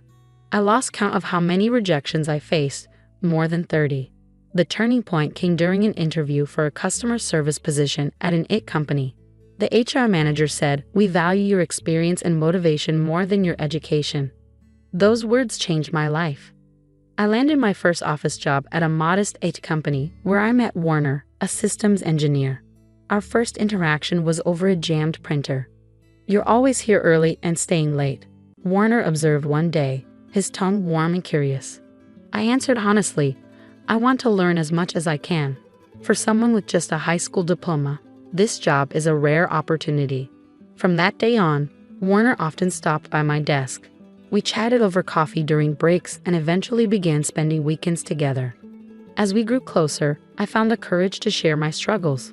My fraught relationship with Mother, the favoritism toward Tara, and Father's quiet indifference. I feared opening up would drive him away, but Warner was different. "No one has the right to deny your worth," he said, holding me tightly. For the first time, I felt safe enough to let my tears fall freely. Warner proposed during the winter of my second year at the company. After the office Christmas party, we strolled through streets adorned with glowing lights. He suddenly knelt on one knee, offering a simple but heartfelt, "Will you marry me?" I said yes without hesitation. 2 years had passed since I'd left home when I returned to announce our engagement. Mother's reaction was predictably cold at first. "No decent man would marry a woman with just a high school education," she scoffed. But when she learned Warner was a systems engineer, her demeanor shifted dramatically. "Oh my, an engineer," she exclaimed, her sudden warmth disingenuous. While her change in attitude made me uncomfortable, Warner handled her superficial behavior with grace, responding with calm sincerity. Tara, on the other hand, was genuinely thrilled. "Moran, I'm so happy for you. she said, embracing me with a bright smile and offering to help with the wedding preparations. Even father, typically distant, offered his rare approval, saying he's a good young man. Our wedding was small but heartfelt. Mother wore a smile for appearances but couldn't resist whispering in my ear at the reception, "I don't think this will last." Her words no longer had the power to hurt me. My new life was a revelation. Warner's parents welcomed me with open arms, treating me like their own daughter. My mother-in-law gently guided me through the early days of marriage. "Your cooking is delicious," she'd say, her praise genuine and kind. At work, I continued to thrive. My experience in customer service led to a new role training employees, proving that my high school diploma wasn't a limitation anymore. A year after we married, I discovered I was pregnant. Warner's joy was immediate. He leaped to his feet, exclaiming, "This is amazing," and eagerly shared the news with his parents. They were overjoyed, showering us with baby catalogs and advice. Despite their excitement, I hesitated to tell my own family. I knew Mother would find a way to ruin the moment. Yet, a small part of me held on to hope. Hope that this baby might bridge the divide between us. Warner encouraged me, "I'll go with you." We set a date and informed Tara beforehand. That day now feels like a nightmare. As I lie in his hospital bed, the faint fragrance from the bouquet Warner brought fills the room. His whispered words, "It's our turn now," resonate deeply. Despite everything, I know I have Warner, our baby, and a happiness no one can take from me. A knock at the door interrupts my thoughts. "Ma'am, it's time for rounds," the nurse says gently, pulling me back to reality. The choices ahead will be hard, but there's no turning back. The doctor's earlier words echo in my mind. There's a small fracture, but the fetus is unaffected. Relief washed over the room when he said it. Tara squeezed my hand and Warner nodded, his face solemn but calm. Our relief was short-lived. The door opened and Father entered, followed by Mother. "Moran," Father said, his voice tinged with distress. "Tara called us. Is it true?" Mother cut him off, her tone defensive. "What are you talking about? Moran just bumped into the dresser, that's all." Tara stood up, her voice trembling with anger. "That's enough, Mom. I saw it. I saw you kick Moran in the stomach." The color drained from Father's face. "It can't be." Before he could say more, another knock came. A social worker stood at the door. "May I speak with you?" Though her voice was calm, her presence radiated authority. Mother crumpled, tears streaming down her face. "I'm being made the villain. Everyone's ganging up on me," she wailed, but no one was moved by her performance. The social worker remained composed. "This is clearly a case of violence, especially concerning a pregnant victim. It will be treated as a serious matter." Her words froze Mother in her tracks. "I can report this to the police," the social worker added, "but if you'd like to discuss this as a family first." Tara's voice cut through the tension. "Moran, let's tell them everything now." I took a deep breath. "Yes," I said quietly. "There's no need to hide anymore." It was time to confront the years of mistreatment I had endured from Mother. The weight of 25 years pressed heavily on my chest, but I began speaking. "Dad," I said, my voice trembling. "I've been enduring this all along." Piece by piece, I laid it all out, the favoritism, the cruel words, the way Mother would shower Tara with affection while treating me like an afterthought, her demeanor shifting entirely when no one else was around. "Moran," Father's voice broke as he spoke, trembling with regret. "Why didn't you tell me before?" I couldn't. I wiped away the tears spilling down my cheeks. "She always acted like a good mother in front of you and Tara. I thought no one would believe me." Tara, sitting nearby, covered her face with her hands. "I'm so sorry, Moran," she sobbed. "I never noticed." Before I could respond, Mother abruptly stood, her voice sharp and defensive. "Is it my fault?" She spat. She was ugly and useless. Tara was beautiful, talented, just like me. Her tirade was cut short by Father, whose voice, usually so soft, thundered through the room. "Enough," he said firmly. "You're unfit to be a mother. I won't let you hurt Moran anymore." The social worker present spoke up calmly. "In this situation, I recommend a restraining order and counseling." Mother's face twisted in anger. Suddenly, she lunged toward my bed, screaming, "You ungrateful child. After everything I did for you." But Warner and Father were quicker. They restrained her as nurses rushed in, restoring order to the chaos. That evening, Father made his decision clear. "I'm filing for divorce," he announced, his voice steady but filled with sorrow. "Moran, I'm so sorry. I should have seen this." The police began investigating and a restraining order was issued. Mother moved in with relatives but continued sending bitter messages. "I'll never forgive you," one said. "You ruined my life." Tara, however, became my greatest ally. She visited my hospital room daily, vowing to support me. "This time," she said, her voice resolute, "I'll be there for you." Warner's parents were equally loving. My mother-in-law brought homemade soup every visit, her warm words filling the gaps left by my own mother. "You're a precious daughter," she said. On the day of my discharge, my doctor gently placed a hand on my belly. "The baby is healthy," he assured me. "They'll grow up strong." Warner pushed my wheelchair outside, with Tara and Father walking beside us.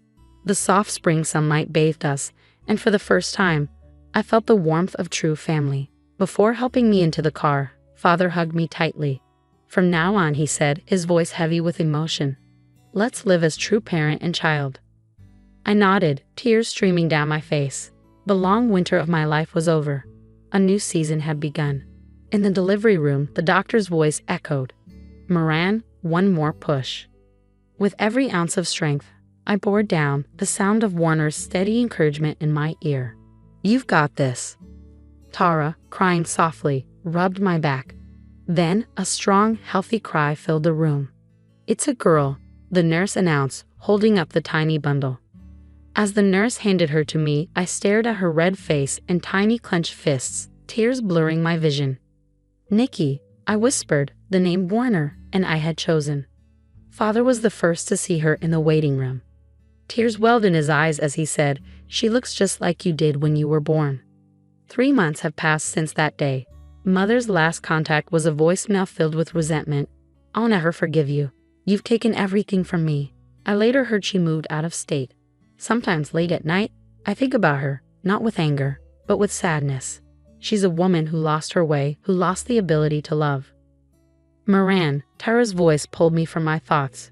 "I think Nikki's awake. It's feeding time." Tara brought Nikki to me. She moved into an apartment nearby and visits almost daily, her gentle smile a source of comfort. "Nikki has your eyes," she said, gazing down at the baby. Nikki's brown eyes reflected mine, but her radiant smile was all Warner. Father recently retired early to spend time with Nikki.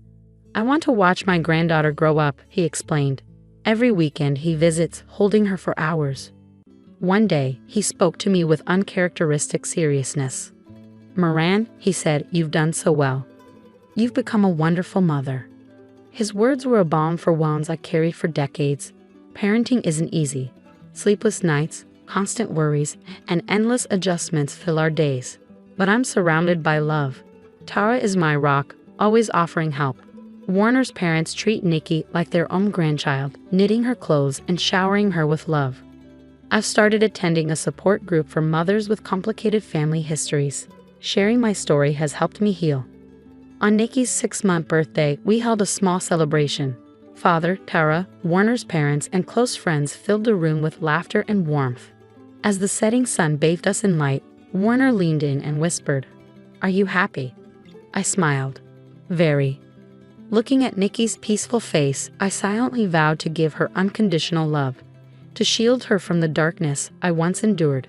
As if sensing my thoughts, Nikki reached out her tiny hand, her touch reassuring me. This is where our real story begins. The spring breeze outside swayed the trees gently, promising a bright future ahead.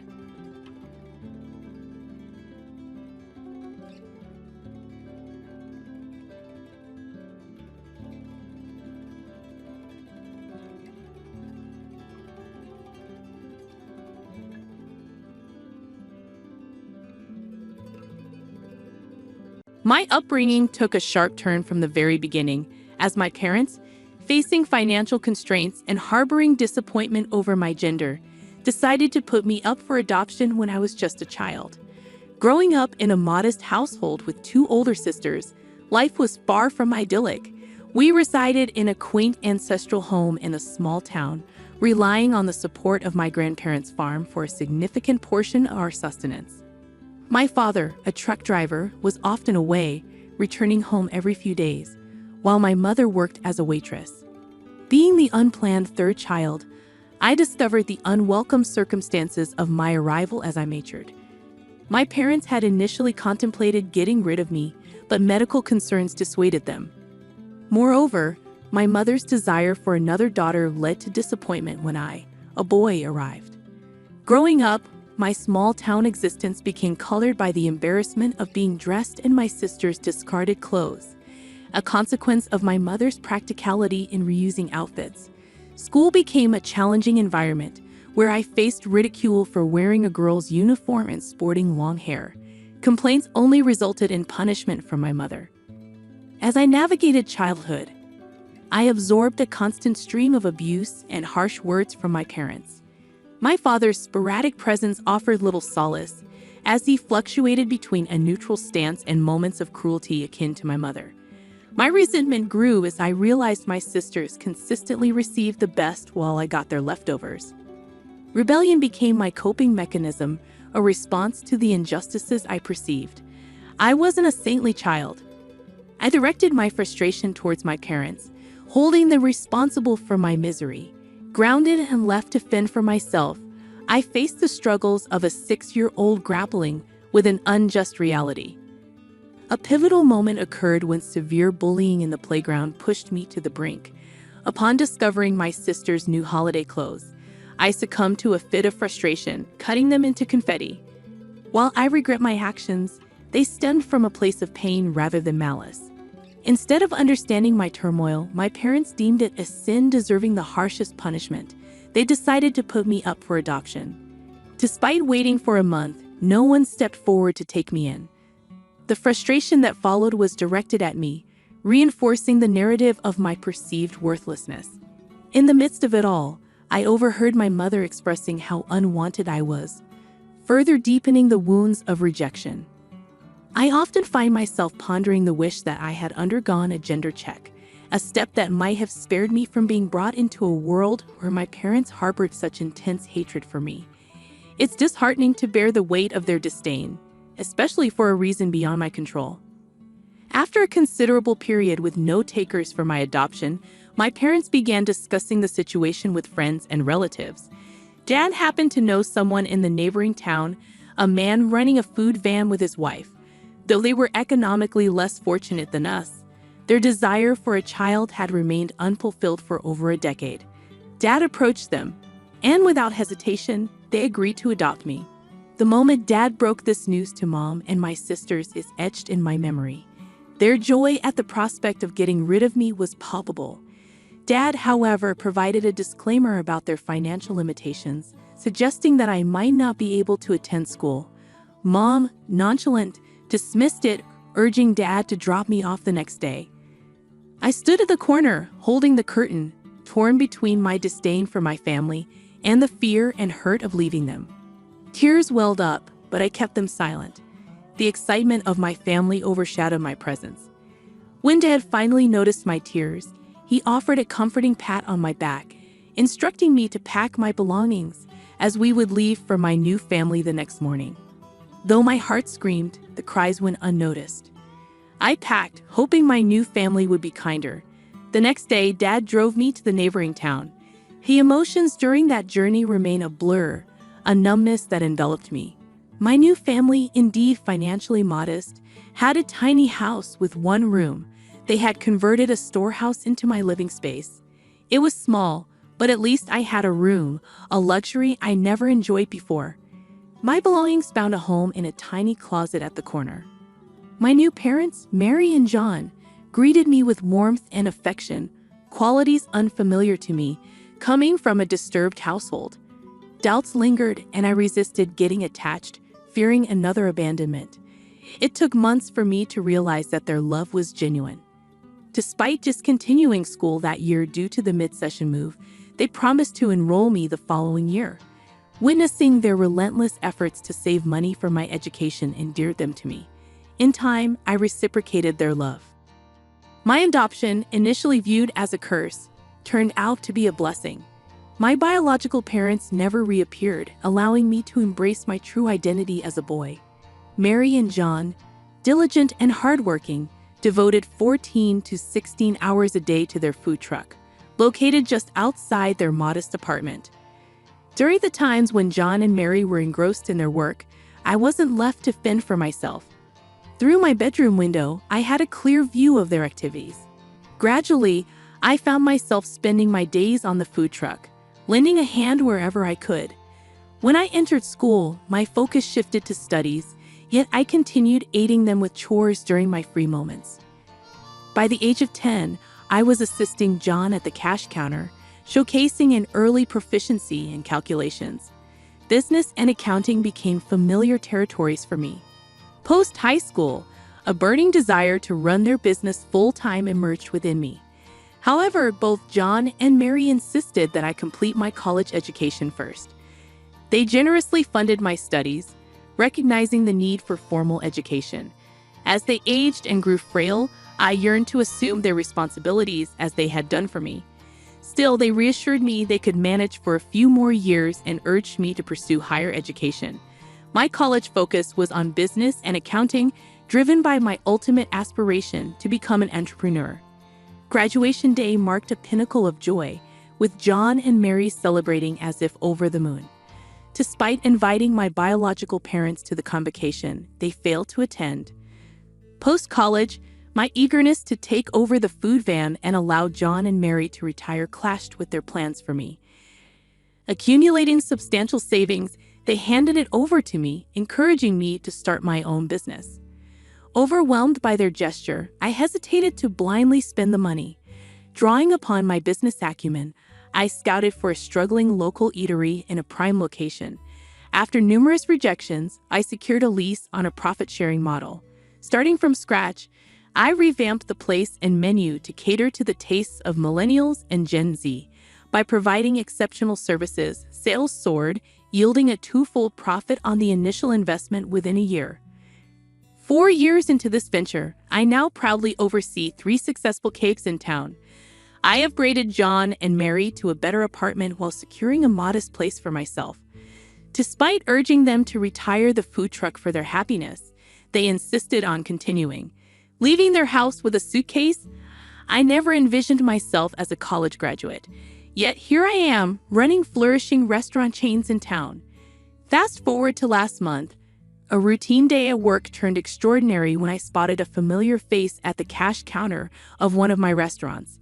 It felt like encountering a ghost. My biological father, absent for almost 2 decades. Despite the presence of customers, I said nothing, leading him to a quiet corner. His appearance stirred up the haunting memories of my tumultuous childhood. The detailed account of my past wouldn't have unfolded if my biological parents hadn't reappeared in my life.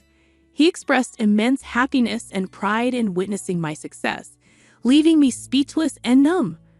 According to him, he had met John, who shared the news of my prosperous venture while passing by. He mentioned plans to bring my mom over for the weekend.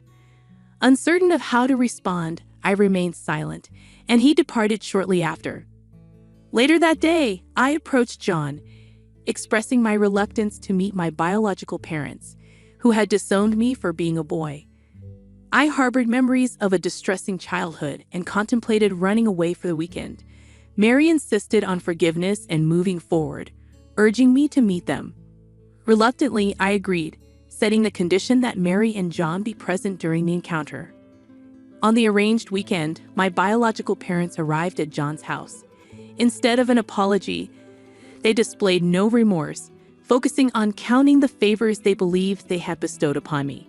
My mother asserted that I should be thankful for finding good parents in John and Mary, who had raised me to be successful. Despite my inner turmoil, Mary's reassuring hand gesture prompted me to diplomatically express gratitude for having them as my parents. The meeting felt awkward, leaving me unsettled. The next day, a call from my mother, whose voice I hadn't recognized in 2 decades, unveiled a demand for money. She explained their financial struggles, detailing Dad's job loss and her own challenges in securing employment as a 50-year-old waitress. Facing mounting pressure from friends to repay borrowed money, she sought $20,000 to cover essential expenses. Though I promised to consider it, doubts lingered about their sincerity. Despite my reservations and conflicted feelings, I eventually discussed the situation with Mary and John. While Mary expressed happiness at my willingness to help, she advised caution. John, sharing my concerns, feared potential emotional exploitation. After much contemplation, I decided to take a gamble and transfer the money to her account, hoping to assist my family in need. Contrary to my initial sense of accomplishment, a week later, my mother called again, leaving me with mixed feelings about their intentions and the financial help I provided. She expressed her gratitude for the assistance and then mentioned that my sisters were eager to meet me. In that moment, I sensed a genuine desire from my family to reconnect. Despite the wrongs my parents had committed during my childhood, I harbored no ill feelings towards my sisters. As a small child, I may have done some mischievous things, but as I grew up, I never held them responsible. I even entertained the thought that my parents might have let me go due to financial struggles rather than malice. When Mom suggested meeting on the upcoming Sunday and I offered to drive home, she proposed an alternative, meeting somewhere outside. I agreed without dwelling too much on it. After the call, a sense of uneasiness lingered. Why didn't she want me to visit home? Meeting family after so many years? Wouldn't it be more natural to call them home instead of opting for a restaurant? Nevertheless, she sent me the details of the restaurant, and it turned out to be one of the fanciest in town. At that moment, my focus was on the fact that they didn't invite me home. I joined them at the restaurant, and the reunion with my sisters brought a momentary sense of happiness. However, when the menu arrived, they began ordering the priciest items, seeking the most expensive dishes. When my father remarked, "Order the most expensive one," my son is a big man now, it felt mean-spirited and wicked. As they indulged in the lavish feast, I found myself footing the bill, a situation that left me contemplating wild thoughts like ghosting them before settling it. However, that seemed too severe. I resolved not to fall into their emotional trap again, sitting coldly through the rest of the evening. They didn't seem to notice my detachment. As they left, there was no invitation to visit home. Instead, my elder sister inquired about the next dining destination. I faked a smile, bid them goodbye, and returned home to share my experience with Mary. Mary, a kind and independent woman, found their behavior disturbing. She advised me not to be a fool, not to dwell on them, and to focus on my own life. I heeded her counsel, not responding to my sisters or mother when they called. After 2 months of silence, it appeared they got the hint that I didn't want them in my life. In the subsequent update, I acknowledged the support and shared my decision to stop responding to my sisters and biological parents, realizing they seemed interested only in money. However, after 5 months, my mother called again, attempting small talk that felt fake and insincere. When she eventually disclosed that my sisters had to drop out of college due to financial struggles and asked me to fund their education, I couldn't contain my frustration. Despite her plea for help, I remained firm in my decision to distance myself from their intentions. I was at work during that call and wanted to keep a clear head, so I decided to hang up. However, she persisted, calling again in the evening. Initially ignoring her calls, I realized that avoidance wasn't a solution. The next time she called, I answered. She immediately delved into discussing my sister's eagerness to rejoin college and inquired about my payment plan, whether in a lump sum or semester-wise. She suggested transferring the entire amount to her, and she would handle the tuition before each semester. I interrupted her, expressing my reluctance to make any payments. To her surprise, I firmly stated that I had no intention of contributing. She inquired about the refusal, suggesting installment payments, but I reiterated my stance, emphasizing that my elder sister's education wasn't my responsibility, particularly given my parents' abandonment. I pointed out the opportunistic nature of their sudden interest in me due to my financial standing. This incited her anger, and she retorted that I owed them for bringing me into the world, asserting my duty to care for them. Although I had much to say, my words fell on deaf, narcissistic ears. I acknowledged my gratitude to my actual parents, John and Mary, who had earned the titles of mom and dad through their love and care, In contrast, my biological parents had no place in my life. They had discarded me at the age of 6. As she hurled abuses, I simply responded with the wrong number and hung up. Regardless of how I may be labeled, I refused to squander my hard-earned money on a so-called family that had abandoned me. Addressing a comment from the previous updates about calling John and Mary by their names instead of mom and dad, I clarified that I indeed refer to them as mom and dad. The usage of names in the narrative was for the sake of storytelling. John and Mary, my true parents, held a special place in my heart. As for my biological parents, they didn't exist for me. Moving on to the next story, I discovered my wife's infidelity with someone she met at a convention. We had shared a love for all things nerdy, bonded over gaming, anime, and conventions. However, despite our seemingly strong connection, I unearthed her betrayal and took decisive action.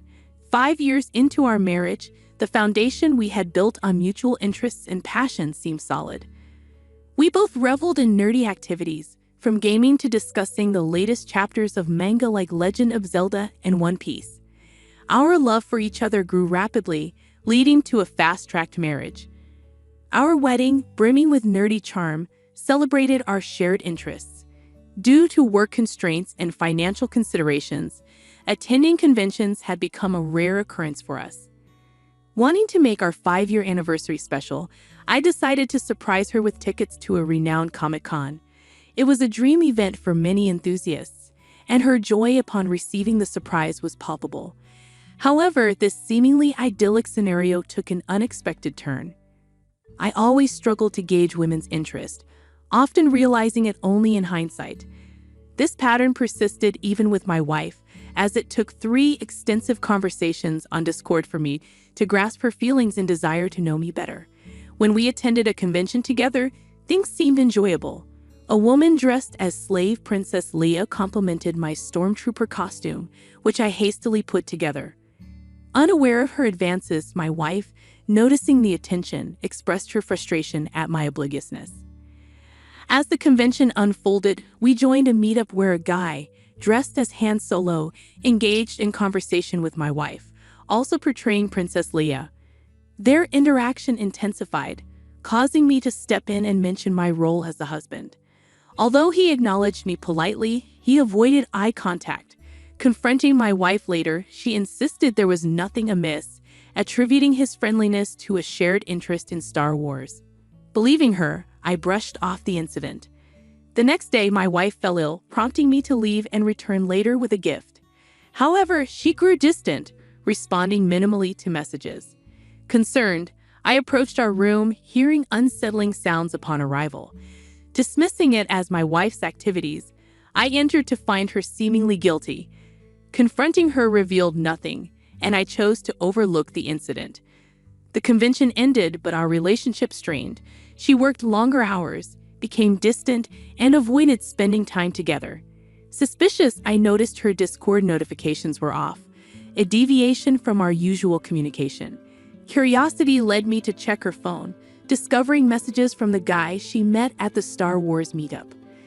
The exchange involved flirtatious messages, photo sharing, and even discussions about role-playing. Suppressing my anger, I pretended ignorance when she inquired about my well-being. Internally seething, I decided to research divorce options, contemplating a way to expose her betrayal and make her aware of my knowledge. I informed her about an upcoming convention, explaining that I couldn't attend but she was welcome to go. Despite the excitement in her eyes, the realization hit me: my partner, the person I wanted to spend my life with, had discarded me. It was a devastating blow, but I concealed my emotions. On the day of the convention, I executed my plan after researching the guy she had been closely working with.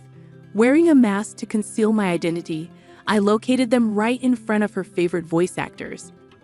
Observing them closely, I watched as they got in line. When they approached the voice actors, she pulled the man closer, sharing a kiss.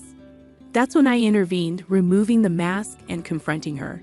She questioned my actions, and I accused her of cheating with him, presenting the Discord messages as evidence. The onlookers were shocked by the public confrontation, but I refused to let it go. I publicly declared her as a cheater, exposing her affair with the guy she had met at a convention. The celebrity present decided to take a break and left the scene, leaving my wife in tears, pleading for understanding. However, I remained resolute, citing her lies about going alone and uncovering her secret meetings and late nights at the office. Seeking solace in my decision, I refused to listen to her explanations. Upon returning home, I gathered my belongings, stayed at a hotel, and initiated contact with an attorney for divorce proceedings. Despite her attempts to convince me to embrace an open relationship, I remained steadfast in wanting only her. My actions gained attention on social media as someone recorded and shared the embarrassing confrontation. Proceeding with the divorce, I obtained the house and belongings, eventually selling them to escape the painful memories. Uninterested in her fate, the nerd community widely discussed the incident, creating a significant buzz on platforms like Twitter.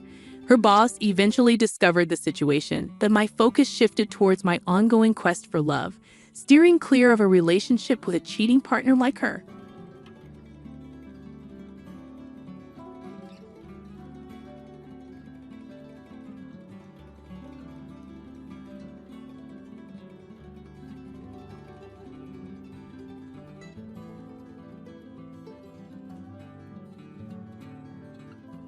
I thought you were a good daughter-in-law, but it seems I was wrong.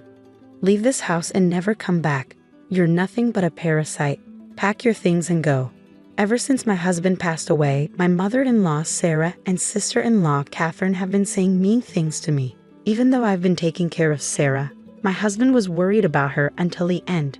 And yet Catherine says bad things about him, and I couldn't help but argue back. If you both feel that way, I understand. I'll leave. When I said that, Sarah and Catherine were happy, but a few months later, they were begging me. The bad luck I wished for them was worse than I thought. My name is Emily. I'm 32 years old and work as a buyer for famous brands. I met my husband Tom through a friend. Tom was kind and calm, just the husband I wanted, so I said yes when he proposed. Tom's parents were independent, so I got along well with them and didn't have any problems with my mother-in-law. Having a caring mother-in-law and practical father-in-law seemed perfect to me. Tom worried about his mom's financial future because she didn't think much about money. He thought it would be fine as long as his dad, who was responsible with money, was healthy. Tom also had an older sister, Catherine, who was divorced and lived alone. He figured she'd take care of their parents later on. But Tom didn't fully trust Catherine. I'm worried about giving our family money matters to Catherine. Why? There were problems before. I didn't think much about Catherine's past then, but later, Tom's worries turned out to be true. After I married Tom and had a few peaceful years, his dad got sicker and died. Since Sarah always depended on her husband, she was devastated. It's tough now, Sarah, but let's try to move on. I've always let my husband handle everything. I don't know how to do it alone. Tom was worried about his mom living alone, and I share his concern. As our son, he must have been really stressed about it. Then, one night, he came to me with an idea. Emily, what if my mom comes to live with us? It was unexpected, but I had a feeling he might suggest this someday. But what about Catherine? What about her? Shouldn't she, as the daughter, take care of mom instead of us? I want to step up and take dad's place, looking after mom. She's not great with money, so I'll handle her finances too. Can't we ask Catherine to do that? No, that won't work. It was rare for Tom to firmly say no to my idea. I want to make sure dad's money is well taken care of, so mom won't struggle later on. Even though he felt bad about asking me to live together, Tom was determined to handle dad's inheritance and savings. It's okay. I think we'll all be happy living together with your mom. I'm genuinely worried about her being alone too. Oh, Emily, thank you so much. And so we started our new life as a family of 3 in Sarah's house. Just like she promised, Sarah left everything for her husband to handle, from bank accounts to bills and credit cards. She didn't really understand any of it. Tom managed her money separately from ours and decided to give her a monthly allowance for her expenses. Whenever Sarah was tempted by dodgy salespeople or pressured to buy expensive stuff by friends, it was Tom's job to guide her. If he didn't, she might end up with a lot of debt because she was careless with money. By taking on the role of her husband, Tom made his mom happy. Seeing her happier also made Tom feel better. Sarah helped out with the household chores since I was working, and everything was going smoothly. But our peaceful life came to an abrupt halt. Tham collapsed at work. He had the same illness as his dad and might have pushed himself too hard during a busy time, ending up in the hospital. Sarah and I visited him almost every day, but Tham didn't seem to be getting better. Emily, I need to talk to you about what happens after I'm gone. Don't say that. Let's focus on getting you better so we can go back to living with your mom, just like before. I knew I might get sick like Dad, so I'm prepared. But there's one thing I need you to do for me regarding Mom. Trying to hold back tears, I listened closely to my husband's last request. A few weeks later, Tham passed away. Dealing with telling relatives, sorting things out with his job, and planning the funeral kept me busy and distracted from the grief. Once everything was settled, I remembered what Tham had asked of me. There was no time to mourn now. I had to step into Tham's shoes and take care of my mother-in-law. I'm sorry I've been occupied lately, Sarah. From now on, I'll handle the money matters instead of Tham. Don't worry, I'll make sure we have enough for our monthly expenses. Emily, are you still going to stay with me now that Tham is gone? Absolutely. Tham always told me to take care of you. Let's keep supporting each other. I understand. Sarah's eyes filled with tears as she spoke. I'm sorry for putting the burden of finances on you while you're already busy. Don't worry, keeping busy helps me cope, so it's actually helpful. But Catherine didn't seem happy about me living with her mom. When she found out I was not only staying but also handling the money, she burst into the house in anger. Why is Emily, an outsider, still here after Tham's gone? And why is she in charge of the money? Doesn't that seem strange to you? Before Tham passed away, he asked me to take care of Sarah and handle the finances. Are you just saying that conveniently? No, it's what Tham wanted. Is there some hidden reason behind this? And are you using Tham's name to your advantage? Catherine wasn't convinced, but she backed off for the time being. However, the next week she came back furious. Emily, what do you think you're doing? I saw everything. What are you talking about? You're having an affair, aren't you? An affair? I saw you going into a men's store and dining at a fancy restaurant with a man. Are you using Tham's money on your lover? That's not true. I haven't spent any money like that on someone else. Your excuses won't cut it. It hasn't been long since Tham passed away, and you're already moving on to someone new. Have you no shame? Mother, don't you agree? Influenced by Catherine's words, Sarah started to doubt me too. Emily, is it true? No, that's not what happened. I'm just following Tham's wishes, I tried to explain, but Catherine interrupted me. How dare you bring up Tham's name after cheating on him? How could you sink so low? I fell silent, feeling the cold stares from both Catherine and Sarah. Then Sarah spoke up. I used to think you were a good daughter-in-law, but I was wrong. I never want to see you again. Leave, Catherine chimed in triumphantly. That's right, parasites like you don't belong here. Determined not to let Tham's wishes go to waste, I endured it all. With that resolve, I remained silent. But Sarah and Catherine didn't stop there. They continued to hurl hurtful words at me. Poor Tham, picking someone like you. He was always so easily fooled, you know. Maybe he tricked you into thinking he'd handle the money, but actually used Mom's money for himself. To tarnish Tham's memory, especially when he cared so much about his mom, is unforgivable to me. I could handle them saying bad things about me, but I can't stand them insulting my late husband. I'm sorry, Tham, for not keeping our promise. I silently apologized to him as I turned to Sarah and Catherine. I understand. I'll leave like you both want. Hearing my words, the two exchanged looks and grinned. Finally seeing reason, huh? Leave the bank book here when you go. Sure. I handed over the bank book containing Sarah's living expenses and her husband's inheritance, then left the house. But 3 months later, I got a call from Sarah, whom I had distanced myself from. Emily, they're saying I can't pay my card bill. Why? What's happening? Maybe you spent too much and don't have enough left. You should check your balance using your bank book. Balance? How do I do that? It seems Sarah hadn't changed. She was still careless about money even after I left. As I thought this, Sarah started yelling at me angrily. This never happened when you were here. Suddenly after you left, the money's gone. You must have stolen it. I can't believe this. Come here right now. Furious, Sarah hung up the phone. Feeling heavy-hearted, I reluctantly went to her house. When I arrived, both Sarah and Catherine were waiting for me. Ignoring Sarah's anger, I accessed her online banking, checked the balance, and showed it to her. Here's the transaction history for this account. As you can see, while I was managing it, the balance never went negative. Do you understand why? Because I was saving money. It's hard to believe that you, who aren't good with money, would suddenly start saving. Actually, the balance stayed positive because I was depositing $1,500 every month for living expenses. Living expenses? I didn't know about that. Tom and I did it while he was alive. We decided to use our money to cover your expenses, so your savings wouldn't go down. Really? Tom did that? Yes, even after he passed away, I kept doing it with $1,500 from my own salary. But when you asked me to leave, I stopped. Then I continued, showing Sarah the transaction details. Let's see the transactions after I left. There are more than $1,500 being taken out, suggesting big expenses. I didn't change my spending habits. Maybe Catherine used it. With that, I shifted the conversation to Catherine. Looking at the details, there were card payments at fancy stores and restaurants. I can't picture Sarah spending money at those places. Catherine, do you have any clue? It wasn't me, but I can't think of anyone else who might have used it but you. Could it be you? Did you secretly use a family card or something? I've seen you at those shops and restaurants before. Even now, you're still using Mom's money. How low can you go? Can you just stop? I was there for work. The meals were for a meeting with a shop owner. Just because I say it's for work, you think you can't trust me. Fine, let's confirm it right now. I immediately called the shop owner.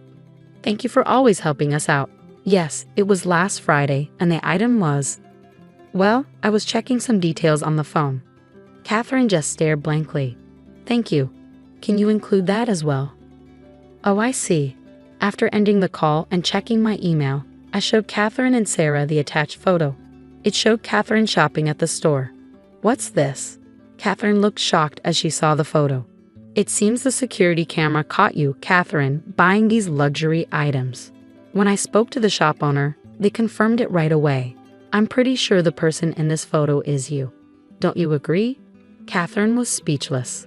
The shop owner also mentioned that items matching the ones you bought have been showing up at pawn shops lately.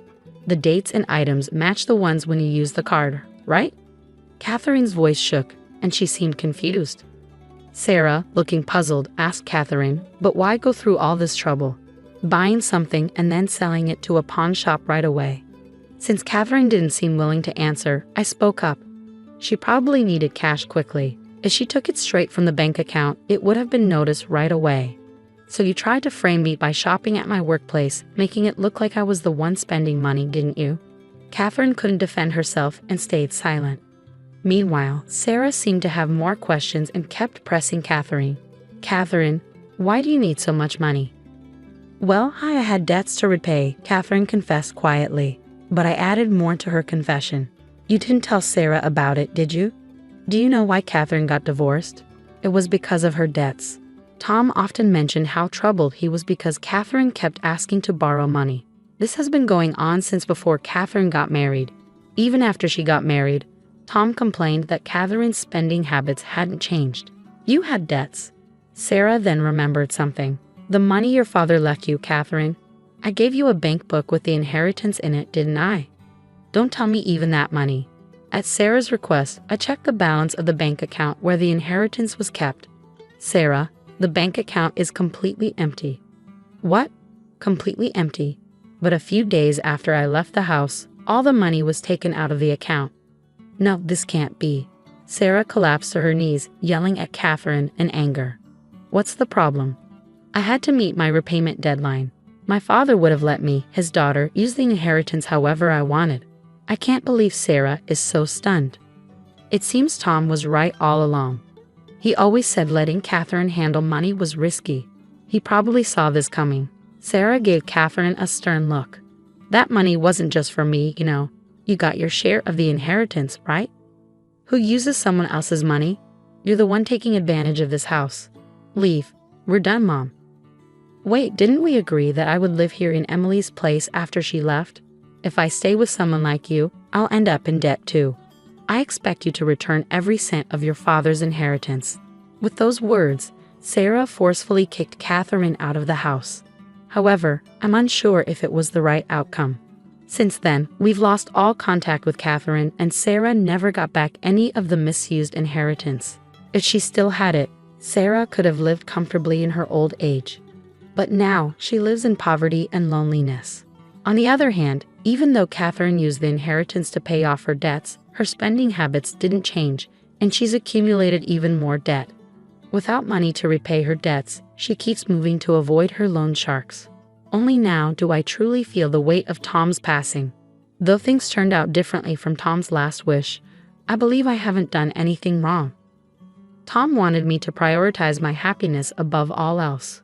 Living with Sarah and Catherine would have gone against Tom's wishes for our well-being. I believe he would understand. From now on, with memories of Tom in my heart, I'll take a new step forward.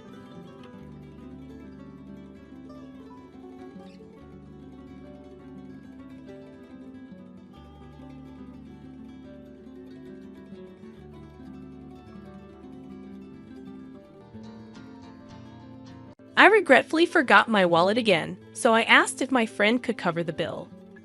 When my niece's school had an extended break, it became a routine for my single mother's sister-in-law and her daughter to stay at our house. Initially, I sympathized with her situation and believed in helping out, but over time, she began taking it for granted. One day, she insisted on going to a new outlet mall nearby, and reluctantly, I agreed. However, she conveniently forgot her wallet and demanded that I pay, frustrating me. Despite this, I didn't want to disappoint my sweet niece, who often went without due to their circumstances. Reluctantly, I covered the cost, insisting my sister-in-law repay me. Unfortunately, it didn't end there.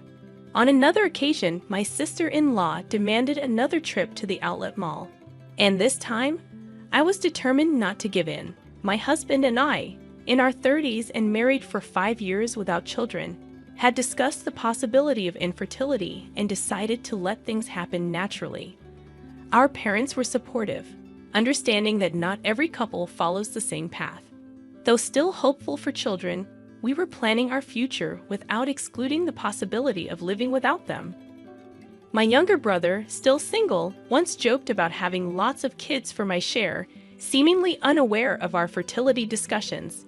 Meanwhile, my husband's older sister, the sister-in-law in this story, was a single mother who regularly visited us during her daughter's school vacations. While I suggested alternatives, she insisted on staying, citing financial hardship.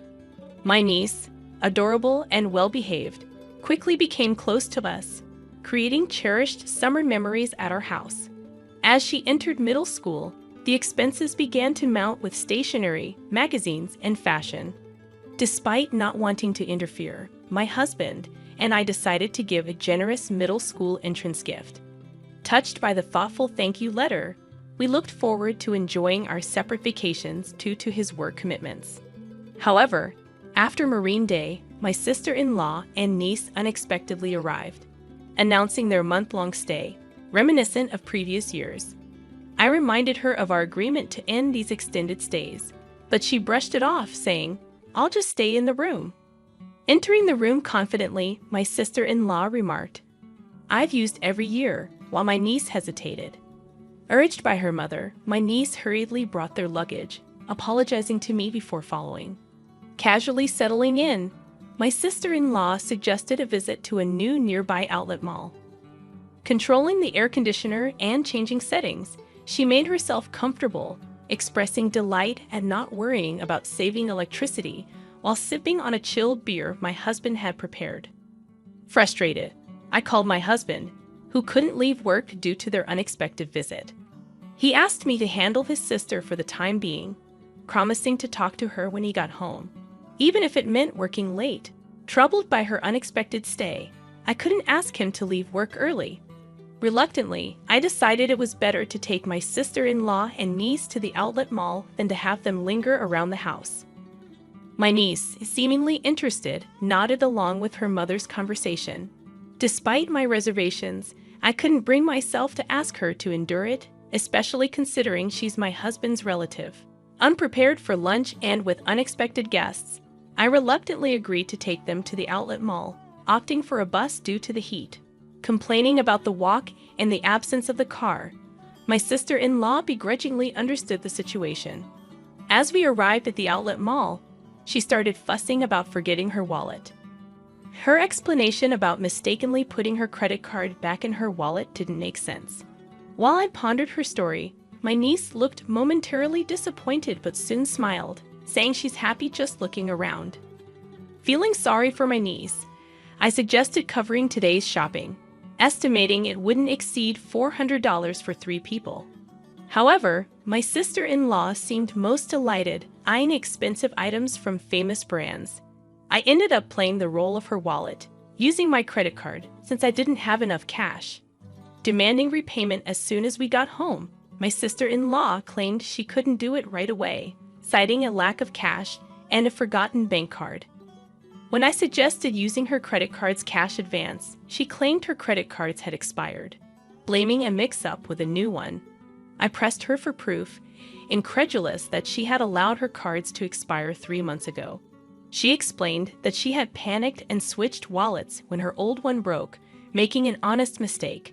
She didn't want her in-laws to know about her financial struggles. Having already burdened them with the divorce, I found it challenging to be too harsh with my sister-in-law, especially since she promised to repay me once back at her house.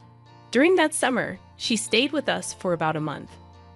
While my niece eagerly helped with housework and expressed interest in cooking, my sister-in-law assumed a more demanding mother-in-law-like role, questioning the delay in lunch and criticizing our approach to saving electricity.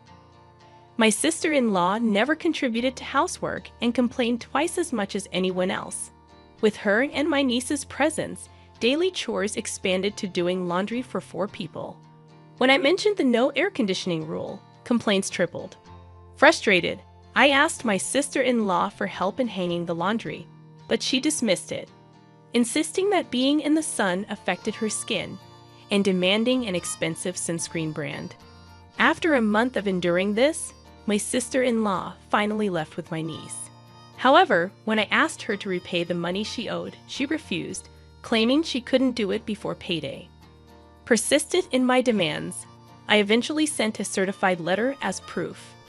When my niece discovered her mother hadn't repaid the money, she revealed that her mother had been receiving financial support from her ex-in-laws since the divorce. My niece promised to take responsibility and repay me from the financial support her mother received. She also expressed concern about her mother's increasingly sloppy lifestyle, embarrassing her. This situation fueled my anger towards my carefree sister-in-law. With my niece approaching high school and college expenses looming, I felt compelled to teach my sister-in-law a lesson. Taking advantage of the school break, my sister-in-law and niece stayed with us again. Immediately upon arrival, my sister-in-law demanded a trip to the outlet mall, claiming she needed winter clothes. Sensing a potential repeat of her carelessness, I had already contacted some allies. After about 2 hours of shopping, my sister-in-law called, admitting she forgot her wallet and requested I cover the cost. Half of me thought it was typical, while the other half was exasperated. Claiming that my niece wasn't feeling well and we had already gone home, I declined to cover her expenses. Infuriated by her carelessness regarding her daughter, I emphasized that all she had to do was admit she didn't have enough money and return the items. Why did I have to cover the expenses for her shopping? Regardless, I needed to proceed with my plan. I informed her that I would be back soon after dropping my niece off at home. She questioned the time frame, and I mentioned I had just reached a nearby bus stop, indicating it would take another hour using public transportation. Surprisingly, she accepted this without demanding a taxi, making me suspicious that she might be up to something. She likely didn't want to risk me not coming back if she complained too much. An hour later, I arrived at the designated store with my collaborators. My sister-in-law was there, arms full of clothes and bags, instructing the staff to add more items. It seemed she planned to shop even more while awaiting my return. When I greeted her with an apology for the delay, She was surprised to see familiar faces beside me. Alongside me stood my husband, who was supposed to be at work. And then my father-in-law appeared, changing my sister-in-law's expression from surprise to confusion. She stammered, questioning why my husband was there. In truth, I had informed him about her failure to repay the money, and he was aware of everything that had transpired. He had agreed with my plan and was actually at home on a day off, hiding in the bedroom when my sister-in-law arrived. I had followed our plan and told her he was at work, and she believed me without checking. After hearing the story from my niece, my husband agreed that we should inform his parents. We reported everything, including her extended stay and refusal to repay the money. When I explained our plan for the day to my in-laws, they were furious, saying it was outrageous. After separating from my sister-in-law at the mall, I immediately contacted them. My husband had driven ahead and waited for us. My niece and I left my sister-in-law and went to the parking lot, where my husband was waiting to drive us to a hotel to meet my in-laws. They had planned to go on a short trip to a rural area, but they prioritized our situation over their trip and waited at the hotel. I felt bad that their plans were ruined, but they insisted on dealing with my sister-in-law's antics first. As planned, we left my niece with my mother-in-law at the hotel and returned to the outlet mall. When we confronted her, my sister-in-law furiously accused me of being cheeky for someone who was just a wallet to her. However, my husband and father-in-law took away all the clothes and bags she was holding. My husband retorted, "What are you doing? Don't return my clothes. They're not yours if you're not paying for them." My sister-in-law hesitated for a moment as my father-in-law returned the items to the store staff. My husband then dragged her out, and as he pulled her arm, she screamed, "It hurts. Let me go. Someone help, he's attacking me." Realizing she couldn't overpower him, she started accusing my husband of being a villain. My father-in-law, who had returned from explaining to the store, pulled out something from his jacket pocket. He was, in fact, a police officer. "I just happened to witness the incident," he explained, and everyone around us stopped listening to my sister-in-law's complaints. They pushed her into my husband's car parked in the lot. After reporting her actions to my in-laws, my father-in-law immediately checked her bank account. My niece knew where the passbook was, so they checked at my sister-in-law's house while she was away. The in-laws had been providing her with a monthly stipend, believing her claim of wanting to save the divorce settlement money for my niece's future. However, the entire amount was withdrawn on the day it was deposited, leaving a zero balance. The account in my niece's name, supposed to contain the divorce settlement, was almost empty because my sister-in-law didn't receive alimony due to her fault in the divorce. She also withdrew the child support from her ex-husband immediately after it was deposited. Furthermore, she confessed to not working, despite telling her parents she was. She spent her days leisurely using the support money and child support. The divorce settlement money she claimed to save for my niece was spent on her lifestyle. When it ran out, she planned to make me buy designer goods and sell them for cash. She even boasted about how well-known tagged outlet items sold. My father-in-law hung his head in shame and apologized to us. Despite feeling sorry for my father-in-law, I showed them a video as evidence. It captured my sister-in-law red-handed. Whenever she and her daughter stayed with us, my husband's and my belongings mysteriously disappeared. It was too coincidental to happen every time, and more items vanished with each visit. Without proof, I couldn't accuse her, but I kept an eye on her. After she didn't repay the money I had fronted, I couldn't watch her all the time, so I installed hidden cameras in our rooms. Multiple times during her stay, she seemed to be searching our room when I was out. Finally, she began to blatantly steal. Just before leaving, there were times when she had checked the location many times and would go straight to his destination and steal what she was looking for. With practiced skill, she knew exactly where to go, swiftly taking specific items like my jewelry and my husband's luxury watch. The cameras caught her in the act, even capturing her face as she didn't notice them. My father-in-law, a police officer, was visibly furious, saying it's shameful to have a criminal in the family. He was overwhelmed with anger and sadness. When confronted, my sister-in-law brazenly claimed she had already sold the stolen items. My father-in-law instructed us to file a police report and submit the video as evidence. However, we were hesitant about turning in our own family. It's not a crime among Ames, right? We don't count someone who exploits kindness and repays generosity with evil as family, my husband said as he started the car engine. My sister-in-law asked, "Where are you taking me?" My father-in-law answered, "To the police, obviously." She screamed as if it was the end of the world, begging us for mercy. She tried to destroy my phone, claiming it would erase the evidence, but I informed her it was just a copy, and the original was safe at home. She resigned to silence when she realized she had no escape. She pleaded, "I'll repay the money. Just don't take me to the police." It's not just a matter of getting your money back. The stolen items had sentimental value. It wasn't just about the money. My jewelry I bought with my first salary, gifts from my husband, and heirlooms from my late grandmother. The same went for my husband's luxury watch. But we worried about what would happen to my niece if her mother became a criminal. We thought my in-laws would take care of her, but it would hurt her to know her mother was a thief. So, for my niece's sake, we proposed not to file a report if she kept her promise to repay us. My father-in-law agreed to ensure she kept this promise. She had to repay a set amount each month earned through her own labor.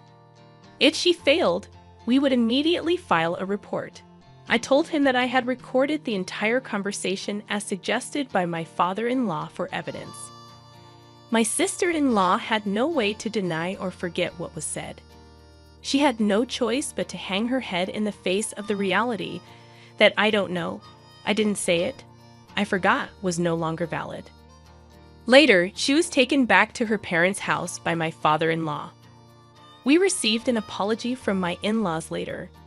They admitted they had been too lenient due to their love for their granddaughter and their daughter's manipulations. They realized they had spoiled her too much and vowed to re-educate her strictly. My sister-in-law, who had always been pampered, thought it was her due. After getting engaged, she quit her job to become a housewife. Even though it was difficult to get a job again after the divorce, my sister-in-law herself confessed that she thought she was only working part-time, but in reality, she wasn't working at all. After her divorce, she didn't even attempt to work, saying she didn't want to be associated with unfashionable older women. My father-in-law, knowing she was too sheltered, arranged for her to work at a company owned by his acquaintance. The owner was strict but fair. She struggled with basic manners and language, and her salary was managed by my mother-in-law, used to repay us. My sister-in-law and her daughter moved out of the house left by her ex-husband and now live under strict supervision with her parents. My niece is becoming a more responsible person, helping her grandparents. She plans to stay with them during the winter break, but looks forward to visiting us during the spring break. My husband and I are excited for her next visit. As for my sister-in-law, regardless of any change in her, she is not welcome in our house. We both agree it's best to avoid unpleasant feelings.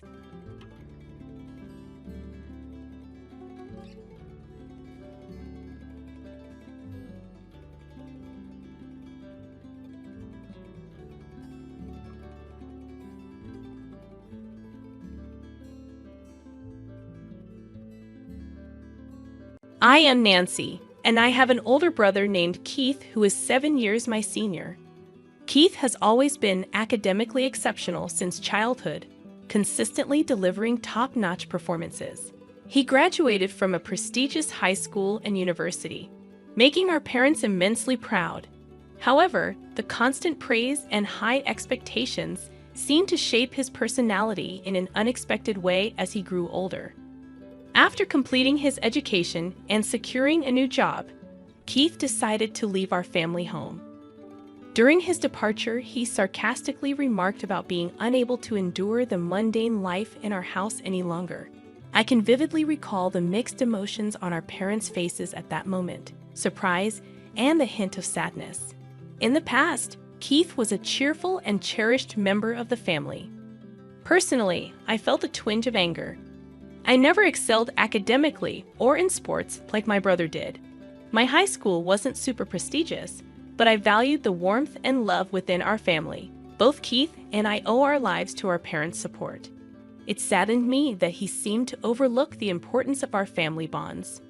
As a child, Keith was my hero, handling everything perfectly and caring for me. However, as I approached graduation from high school, he began questioning the need for higher education and dismissed my pursuits. When confronted by our parents, he blamed them for his changed attitude. Despite the challenges, I persevered, entering a national university and securing a job at my dream company. My parents' encouragement helped shape me into a kind-hearted person. However, my brother's life took a different turn. He was already married, and neither my parents nor I had met his wife. One day during work hours, I received an unexpected call from my mother. Worried about the unusual call, I stepped outside to answer discreetly. My mother's voice, softer than usual, revealed that my father had suddenly fallen ill. Distressed by the news, I immediately informed my supervisor, rushed to the hospital, and hoped for the best. Entering the waiting room, I was met with my mother in tears, desperately seeking comfort. Anxious, I asked, "What happened, Mom?" I anxiously sat beside my mother, struggling to comprehend how my father, who seemed perfectly fine that morning, had suddenly ended up in this condition. My words tumbled out one after another as I asked the question that refused to settle in my mind. After a brief pause, my mother quietly uttered, "Your father has been diagnosed with cancer." Time seemed to freeze as the weight of her words sank in. The surprise and anxiety within me spilled out in my voice. My mother took a deep breath and, with a tone heavy with sadness, continued, "It's stage 4. The cancer has spread to the bile duct, and they said it's hard to remove it all." Her tears flowed uncontrollably, and I struggled to find words as I listened to this devastating news. Seeking a glimmer of hope, I inquired about the next steps in treatment.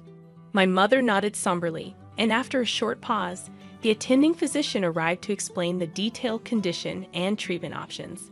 The grim reality hit us as we learned that the illness had progressed more than expected, with confirmed metastasis to other parts. The doctor conveyed the significant risks of surgery and the uncertainty of success. My mother and I, holding hands, tried to come to terms with this harsh reality. The doctor's matter-of-fact words emphasized the gravity of the situation. We were faced with crucial choices, continuing with chemotherapy or opting for support in a palliative care ward. The heavy silence in the waiting room was broken only by the ticking of the clock's second hand. As tears quietly streamed down my mother's face, I pondered how to approach the situation. Despite the challenging circumstances, necessary discussions needed to take place. Realizing the importance of including my brother Keith, I suggested contacting him immediately to make a decision together. With a forced smile, my mother admitted that she had already informed Keith, but he hadn't responded. Recalling my brother's nature and past events, I had a premonition of his potential reaction. Keith tended to get upset when seeking help, avoiding tough decisions. Determined to involve the entire family in this critical decision, I persisted in calling him. After more than 10 attempts, I finally heard my brother's slightly irritated voice. "Why do you keep calling me?" he snapped. Urgently and anxiously, I explained Dad's condition, questioning why he hadn't come to the hospital despite being informed. His response lacked empathy or understanding, shaking me to the core. Unmoved by the gravity of the situation, he dismissed it as unnecessary concern, stating, "There's no point in discussing further. I'm hanging up." Stunned, I was left reeling from the exchange. I found myself in a state of bewilderment, unable to conceal my astonishment at my brother's indifference. I was aware of his lack of a sense of family bond and gratitude, but the extent of his detachment was beyond what I had anticipated. When I returned to my mother, a look of concern was evident on her face. In response to her inquiry about what happened, I explained that it seemed he was quite busy, avoiding the details. My mother sighed deeply, murmuring that it would have been comforting if Keith was here. My father, choosing to spend his final moments in a palliative care ward, quietly passed away a few months after that decision. I conveyed this somber news to my brother over the phone and provided details of the wake and funeral. However, his response was cold, stating he was too busy with work to attend, urging us to proceed without him. True to his word, he didn't appear at our father's wake or funeral. Even my mother seemed shocked by this fact, likely never imagining her son wouldn't show up for his father's funeral. Both family and acquaintances expressed surprise and disappointment at his absence. After the funeral, in a moment of quiet reflection amongst the family, my mother sighed deeply, muttering to herself that he really didn't come. I took her hand and reassured her, saying firmly, "Mom, let's not worry about him anymore. We have to let him walk his path. For now, let's cherish our memories of Dad." My mother tightly squeezed my hand in response, smiling and saying, "Thank you." Unexpectedly, the next day, my older brother appeared at the apartment where we live. His usual expression was replaced with an urgent restlessness. Without any greeting, he demanded to know, "Where is the inheritance father left behind?"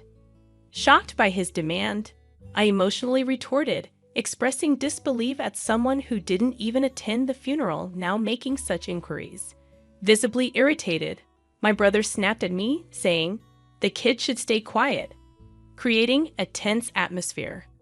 Attempting to calm the situation, my mother explained that, apart from the apartment, our father didn't leave much behind. She presented my father's passbook on the table, flipping through it to reveal that all the savings were transferred to a different account. My brother, taken aback, asked in surprise, "What is this all about?"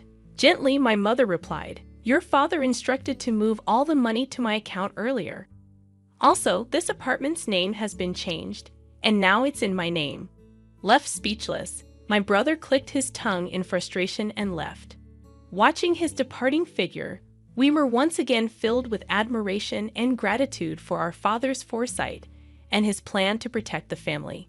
A few months later, my mother unexpectedly fell and was rushed to the hospital. The family was filled with shock and concern upon learning that she had pneumonia in a more advanced stage than initially thought. Despite feeling relieved when she was diagnosed with a minor cold at a small clinic, detailed examinations at a major hospital revealed a much more severe condition with only about 3 months to live. Hearing this news left me at a loss for words. I found it hard to believe, especially considering how healthy she appeared. Tragically, just a few days after the 3-month mark, my mother quietly passed away. The absence left behind an indescribable stillness and sorrow. Filled with guilt and grief, I questioned why I hadn't noticed sooner or taken her to a larger hospital immediately. Even after learning about my mother's pain, my brother showed no signs of coming to our house. My aunt, my mother's sister, and I handled the arrangements for the wake and the funeral. Understandably, it was a significant shock for my aunt that my brother didn't appear at our mother's last rites, just as he hadn't for our father's. Although my aunt was extremely outraged, I felt that expecting anything or saying anything to my brother was meaningless, recalling his past actions. However, a few days after the funeral, as my aunt and I were sorting out the heirlooms, my brother appeared again, accompanied by his wife, whom we were meeting for the first time. "Where's Mom's inheritance? She must have left something, right?" My brother brought up this question from the beginning. I was both shocked and dumbfounded. My aunt, equally stunned, stared at him in disbelief. The most astonishing thing was that beside my brother stood his wife, my new sister-in-law, whom neither met our eyes nor greeted us, just standing silently next to my brother. Even more shocking was that my brother did not even visit our mother's grave. "Brother, please at least pay your respects to our parents. At the very least, visit Mom's grave," I said calmly. With a sneering laugh, my brother responded, "Does that even mean anything?" He quickly followed with, "By the way, how much of Mom's inheritance is left?" At that moment, May's expression changed drastically. In a voice filled with anger, contrasting with her usual warmth, she sternly admonished Keith, "How can you think of such things at a time like this? Nancy is managing the funeral on behalf of both of you, putting in all her effort. Shouldn't you act with a bit of gratitude, thinking of your parents?" Ignoring our aunt's anger, my brother responded dismissively, "Auntie, it's none of your business. Don't interfere." With these demands from my brother and sister-in-law, the atmosphere in the room became cold and tense. Behind my brother, my smiling sister-in-law said, "Of course, I remember your name, Nancy. Do you plan to keep all of your mother's inheritance for yourself?" "Sorry, but we can't allow that. This apartment is so lovely. I think it's perfect for us." I never imagined that my brother and his wife would say such things. "Why should I have to leave for the sake of both of you?" I asked, my voice quivering. While twirling her finger, my sister-in-law continued, "This apartment has just been renovated, and its location is amazing. It's close to the station, and there are plenty of shops, so we'll be living here." At the peak of my anger, I confronted my big brother, asking, "All you care about is the inheritance. What are you thinking?" Unable to hold back, I raised my voice, turning away. My brother let out a heavy sigh. Such vulgar behavior. "Do you think raising your voice solves everything? We'll be back here in 3 days. Have everything ready to move out by then." With those words, their intentions became crystal clear. A mix of my anger and sadness bubbled up, and I couldn't stop my tears from flowing. But this wasn't just a one-time event. I had to think about what to do next. Determined, I wiped my tears, and my aunt gently tapped my shoulder, handing me a letter. The delicate handwriting of my mother adorned the envelope's surface. "What's this, Auntie?" I cautiously opened the envelope, my aunt explaining, "Your mother entrusted this to me for a just-in-case scenario. She told me to give it to you at the right moment." Tears formed in her eyes as I unfolded the paper inside. My mother's beautiful handwriting filled the page. "To my precious Nancy, if you are reading this letter, it means I'm no longer in this world. I'm truly sorry for our parting," it began. A warmth filled the back of my eyes, tears beginning to flow. The letter continued, "You might have Keith visit the house concerning the inheritance, but don't worry, everything that your father handed down to me is now yours." I was at a loss for words, unaware that my mother had thought this far ahead and prepared everything in advance. The letter expressed her apologies for leaving me alone suddenly, but mentioned she was at peace, having witnessed how much I had grown into a wonderful person. While learning is essential, it's not everything. The kindness and compassion you learn through your interactions with people hold the most value, she wrote. Expressing pride in me, my mother stated, "Your father and I were genuinely happy to see you grow up with such a warm heart until our last days." The letter conveyed heartfelt gratitude, leaving me overwhelmed. Despite the tears blurring the words, I was determined to take in every sentiment my mother had conveyed and continued reading. She revealed that following my father's wishes, she had secretly changed the apartment's ownership to my name.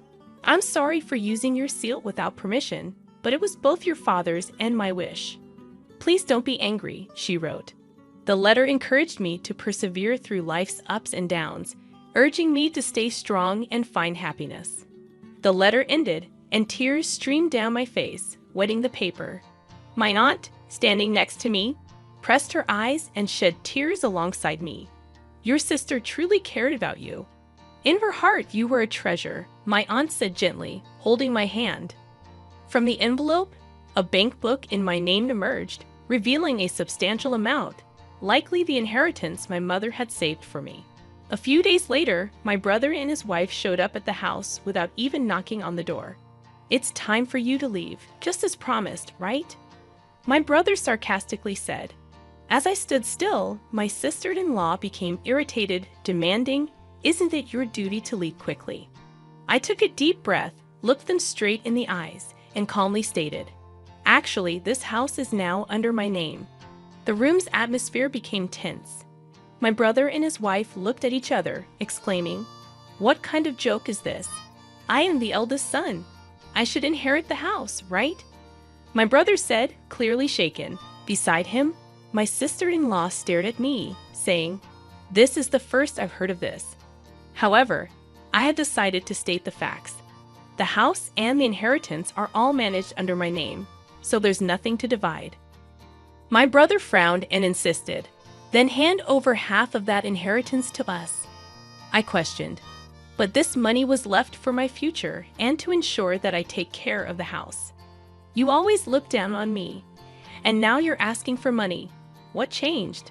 His face turned red, and surprisingly, my sister-in-law exclaimed, "Wait, what is this? This isn't what we were expecting." From what I gathered, my brother recently faced significant trouble at his job and was subsequently fired. Not only that, but he and his wife were moving from one day job to another, seemingly in a tight spot financially. With my revelation, their expectations were shattered, and they began bickering, placing blame on one another. Calmly, I said, "This is my house now. If you make any unnecessary fuss, I'll call the police." Trembling with anger, they reluctantly accepted my words and left. Since then, I've had no contact with them. I deliberately deleted all their contact details and began a new life in this apartment, my treasure filled with memories of my father and mother.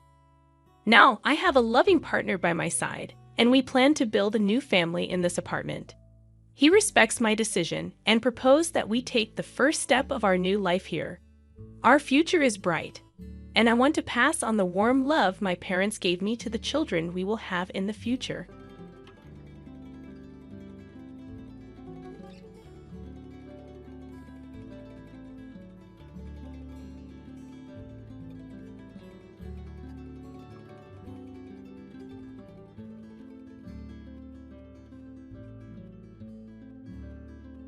I just had a baby. I expect a $5,000 baby shower gift from you. This outrageous message came from Jessica, the detestable being who stole Michael from me. She had lied about being pregnant to steal him away, leading to our divorce. Even though I've tried to forget that day since remarrying, her presence still disrupts my peace. She hasn't changed, still stirring up trouble without a care. I can hardly believe she's my real sister. But now that this message has arrived and been seen by John, ignoring it isn't an option. Reluctantly, I agreed to attend the celebration since John suggested we go. John seems to have a plan. He's a warm and kind person, but hates dishonesty. He's smart and skilled at turning work situations to his advantage. So I trust he has a strategy in mind. She can laugh about it now, but soon she'll have to face the music for all her wrongdoings. Anail me, John Johnson. I've been working as an office assistant in a local company since I graduated from college. I've been dating someone since my college days. Back then, through our club activities, I met Michael Smith, a medical student at the same university. His dad is a renowned allergy specialist, so it seems Michael is aiming to become a doctor too. His father's clinic is super popular, with patients from all over the country seeking treatment there. Being the only son of a solo practitioner and heir to a well-known clinic, my first impression was that he was a smart, well-off guy. But that was just my bias. Apparently, talking to him, I found he was quite unique, and we both liked the same film director's work. I wanted to get to know him better, so I made the first move. "Hey, have you seen the new movie by that director? If not, want to go see it together?" A woman who likes those films. That's a bit surprising. Absolutely. Really, I don't have many fans in my circle. I'm so glad I can watch it with you. My efforts paid off, and he began to see me as someone special. Our relationship continued not just through college but afterwards too, and Michael proposed to me when I was 25. I'm still learning to be a doctor, but in the future, I want to take over my dad's clinic and be a great doctor. I want you, Naomi, to be there to see it all. Will you marry me? Of course, I'd be delighted. Let's have a happy life together. I was on top of the world, pregnant right after getting married. Michael would definitely be a great dad, boy or girl. As long as the baby was healthy, that was all that mattered. Michael was probably just as excited for the birth, but then my happiness shattered. I suffered from severe morning sickness, constantly battling nausea and feeling unwell. I couldn't keep up with my job post-college and had to resign. Fighting my morning sickness at home. I had eating morning sickness, needing to constantly eat to stave off the nausea, surrounded by empty pastry bags where I always sat. I'm home, Naomi. What's happened to this place? It's a mess with all these snacks and bread bags. Sorry, I've been too sick to clean up. You're not working, and you've put on so much weight. It's hard without eating. I was always eating because of my morning sickness. Despite being early in my pregnancy, I had gained 22 lbs compared to before, not doing housework and just eating. You're like a pig who's given up on being late. Like that's harsh. He laughed mockingly at me, someone who could barely move during her morning sickness. I couldn't believe he could be so cruel. Was my judgment that off? Maybe once the baby was born, Michael would return to his kind self. I held on to that faint hope, but it too would soon crumble. One day, my sister Jessica came to visit. Oh, Naomi, you are here. What a mess, though. Sorry for the mess. That's fine. I'm used to this place, like a second home. There she was, my sister Jessica, appearing before a warning out me, struggling with morning sickness and feeling awful. Jessica occasionally visits our home, but at that moment, I was too unwell to properly entertain her. Hoping a little chat might distract me, I decided to start a conversation. You know, it looks like the baby in my belly is a girl. I keep thinking about dressing up and going shopping together someday. Wow, I didn't know you were thinking about things like that. Does Michael know? It's going to be a girl. Girl? Yeah, I told Michael right away. It's a girl. And you know, I dream of wearing matching outfits with my child. Jessica, you've always been so stylish. I'm counting on your advice when the time comes. Then Jessica turned around, smiling meaningfully. That's right. Michael is still a rookie doctor, but he'll eventually take over the family clinic. Poor Michael, having you as a clinic director's wife. Stop it, Jessica. That's too harsh. You really have a sharp tongue. Jessica is quite sarcastic and sometimes says things that hit hard. As her younger sister, I've gotten used to it over the years. Still, it can be quite tough when I'm feeling unwell. But Jessica quickly returned to her usual smile and waved her hand. Sorry, I just slipped into my usual mode. So, Naomi, anything bothering you lately? Bothering me? Well, Michael's been coming home late lately. He's a doctor, so it's unavoidable.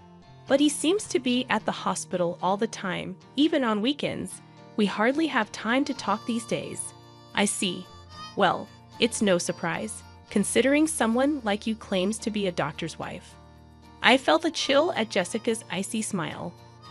What I came to talk to you today, as she said this, Jessica glanced toward the living room door, then entering from the living room door was Michael.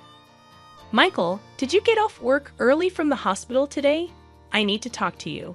Let's get a divorce. What kind of joke is this? What do you mean? As soon as I got back, I couldn't understand what Michael was saying at all. I knew he wasn't the type to make such a terrible joke at a time like this, especially since we had been together since college, and I was carrying his child. See, your beloved husband is saying this. You should listen to his request and let go quickly. What, Jessica? Michael looked at me awkwardly. I can't see you as a woman anymore after you kept eating and gaining weight. But this is morning sickness. I feel sick if I don't eat. Jessica looked triumphantly at me. That's the way it is, and the baby in your belly being a girl. She won't be the heir to the Smith Clinic. But in my belly, I carry Michael's child, a suitable heir. Jessica, I felt a sinking feeling as I watched Jessica lovingly stroke her belly. I'm 3 months pregnant and it's a boy, according to the tests. You can't be serious, Michael. What are you doing while I'm going through all this pain? That's why all your excuses, quitting your job and just eating all the time, are unacceptable. I'm tired of watching you lying around, constantly eating snacks. I take care of myself so I don't have morning sickness, even when pregnant. I won't lose my self-control and eat like a pig, unlike you. I was at a loss for words, seeing Jessica's smug face and Michael looking down at the floor, guilt-ridden. Jessica, being pregnant with a boy, I didn't know. But as an heir, I want a son. I prefer a beautiful wife like Jessica over a woman who keeps gaining weight without restraint. That's just wanting an heir and a beautiful wife is your own selfish desire, isn't it? I'll pay alimony, so let's part without any fuss. Seeing Michael apologizing, I knew that things could never go back to how they were. After that, Michael and I divorced, and I gave birth to our daughter as a single mother. His promise of alimony turned out to be just words, with no actual payment. Post-delivery, I had to work to survive since I had no one to rely on.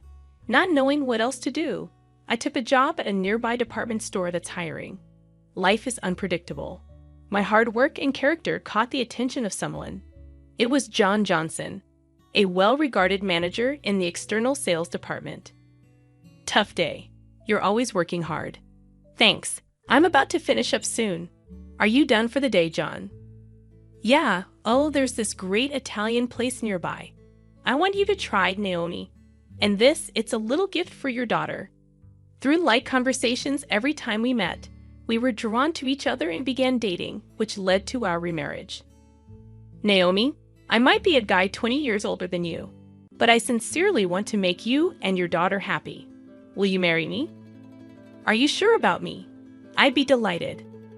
Life after remarriage was truly blissful, a gentle husband, my daughter, and I lived a peaceful life. However, I failed to notice the ominous footsteps creeping closer to our tranquil days. One day, Jan had work, but I was off. Just as I thought of having a leisurely tea, an email arrived. It was from Jessica, and the content was shocking. A baby is born. I'm expecting a $5,000 baby shower gift. A sigh escaped me in front of that curt email. 5 years ago, Jessica had an affair with Michael and snatched him away. Now this and $5,000 for a baby shower gift seemed too much. I can't forget that day, nor can I, even if I tried. The expressions on Jessica and Michael's faces back then, the way they sought happiness together, ignoring my suffering from morning sickness, was unforgivable. I was at a loss on how to respond to Jess's email. Then, John returned from work, noticing something was off, and asked with concern, "What's wrong, Naomi? You look pale." "Oh, John, it's a message from my sister. She had a baby." "The sister who married your ex-husband, Michael?" "Yeah. I don't want to see her face or hear from her. Plus, she's asking for a $5,000 baby shower gift." As John listened and looked at my phone, he suddenly said, "Wait, this Jessica Smith name, you know her?" "I didn't mention her when we got married because I didn't want to remember." "Yeah, I've never been introduced to her by you, but I wonder." John, pondering while looking at the email, seemed to recall something. "We didn't properly greet her during our wedding, so let's visit her now. Also, I just remembered something I needed to do back at the department store." He then hurriedly prepared to leave, going back to the department store now. "Sorry, there's something I need to do." A few hours later, John returned with a thick file. "Is it okay if we visit your sister, Jessica, 2 weeks from now on Sunday? We both have the day off, and I'd like her to meet my parents and cousins too." "Your parents and cousins too." "Jessica loves being the center of attention, so she'll probably be fine." "But why?" "I've heard your ex-husband, Michael, is famous for allergy treatment. My family has a history of allergies. Thought we might get some good advice." I remembered hearing from friends that Michael had taken over his father's allergy clinic. Michael's dad was an authority on allergy treatment, and Michael became an allergist too, a friend told me. "Okay, I'll contact Jessica." Jessica quickly agreed when I contacted her. "I want to see the baby, and we'll bring a gift. Can I bring some relatives too? They really want to meet you." "Of course, the more guests, the more gifts. Looking forward to seeing you in 2 weeks on Sunday." 2 weeks later, on Sunday, I visited Jessica's house with John, his parents, and relatives, including his cousins, in a quiet residential area. Her stylish house stood next to the clinic, its white walls gleaming. John's parents and relatives were surprised by its luxurious design, excited to meet the renowned allergist. "Welcome. I've been waiting for you." Long time no see, Jessica. You look happy. Of course. I was worried about my first childbirth, but it all worked out in the end. I felt something off in Jessica's words. First childbirth? Didn't you say you were pregnant with a boy before? Oh, did I not tell you? I miscarried that time, so this is my first. John, standing beside me, nodded meaningfully. Seeing John's face, Jessica started to tremble. Oh, hello. Nice to meet you. Hello, you must be Naomi's sister. I heard a bit about the miscarriage. Yes, but I don't want to remember the miscarriage. Jessica turned her face away in a huff and started to walk off. Sorry about that. Oh, there's something I wanted to give you, Jessica. What? Something for me? Jan handed her an envelope. It's pastel color, and the word congratulations written on it. Thick enough to be noticeable even from the side. Here you go. I wanted to give this to Jessica personally. Got it right? Just what I've been waiting for. I glanced at John and whispered to him, Hey, we aren't rich, and we don't have to give Jessica the $5,000 she asked for. But John, unfazed, pet me off. It's fine. Trust me. You'll understand if you watch. What do you mean if I watch? While we were talking about the envelope, Jessica had already started opening it. I need to check if it's exactly $5,000. With this thickness, it might even be $10,000. The cute envelope was torn open with a ripping sound. Jessica's face clouded over the moment she opened it. What's this? John stepped forward with a salesperson's smile to explain. Mrs. Jessica Smith, this is a detailed statement of your purchases at the department store over the past 5 years. You said to put it on my tab, and this is the amount you've accumulated to date. What are you talking about? I don't know anything about this. The statement Jessica held listed names of luxury watches and brand bags. Seeing the 5-digit figure in the amount column, I was in disbelief.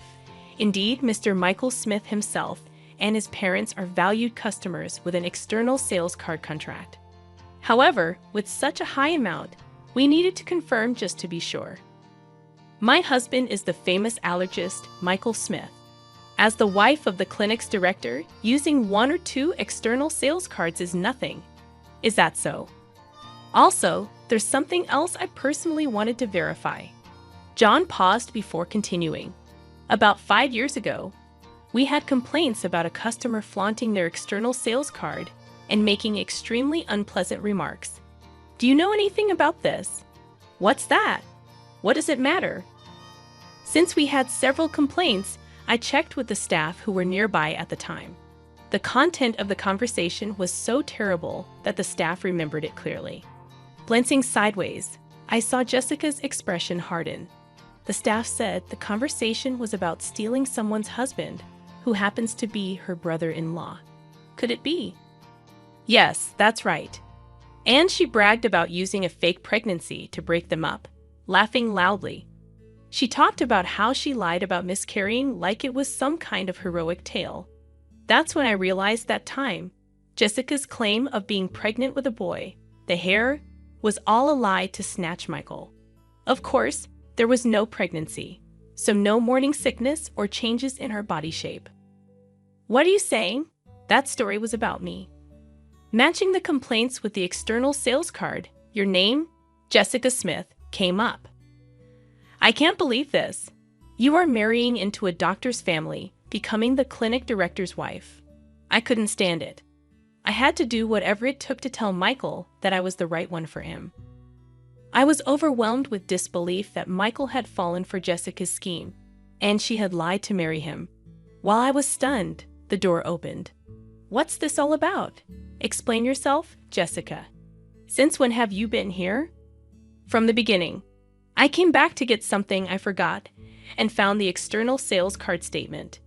And now I hear the pregnancy 5 years ago was all a lie. You trapped me. Michael shouted, and Jessica began to laugh. So what? You got a beautiful wife, and we have a child now. So it's fine, right? Don't joke with me. I can't live with a liar like you. Let's get a divorce. You can't be serious. What about our child? Don't you feel sorry for them? Pushing her away, Michael glared at Jessica with a furious expression. I can't live with a liar and reckless spender like you. It's not good for the child either. We're getting a divorce. I'm taking custody. Are you kidding me? Do you have any idea what I went through to give birth to this child? This child needs to become a doctor in the future to support us. You're just thinking about yourself. There's no point in talking about this now. Let's handle the rest through a lawyer. The relatives who came along hoping to get some effective medicine from the famous allergist were frozen in shock at this chaotic scene. I was so embarrassed to admit that she was my sister. Afterward, Michael got a good lawyer specializing in divorce and successfully got divorced and won custody. Meanwhile, Jessica, who had been shopping to her heart's content on credit using the external sales card during her marriage, was now being chased for repayments. Hey, if your husband hadn't brought that statement, I'd still be the clinic director's wife. I'm being hounded for repayments now. Help your sister out in a pinch, would you? Why should I? You brought this on yourself, didn't you? And you should pay for your own shopping. Unexpectedly, I got a message from Michael via social media. Hey, can we start over? If Jessica hadn't lied about having a boy 5 years ago, we would have been fine as a couple. I want to see our daughter too. I had forgotten how you left me suffering with morning sickness and mocked me, then cheated on me. After 5 years of no contact, the last thing I wanted was to see his face again. Michael seemed to be struggling to keep the clinic he inherited from his father running. But you can't stop gossip due to the infidelity rumors. Patients stopped coming.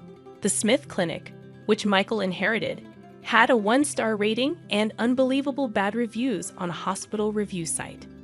It seemed only a matter of time before he would have to close the clinic he was so fixated on inheriting. Ironically, he was so obsessed with having a male heir. My husband, daughter, and I continue to live happily as a family. Naomi, are you ready? Shall we head out soon?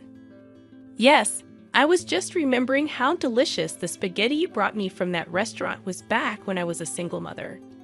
Jen used to order from a restaurant for takeout as a way to approach me. Back then, my daughter was small, and since we weren't dating, we never ate at the restaurant, just as colleagues. You had just gotten divorced and were having a hard time, right? I thought even a little bit of delicious food could bring you happiness. It was your kindness that drew me to you, the dish that brought us together back then. It was just my daughter and me eating takeout, but now it's different. I'm happy that we can eat together as a family. Who would have thought that a day like this, going out with you and our daughter, would come?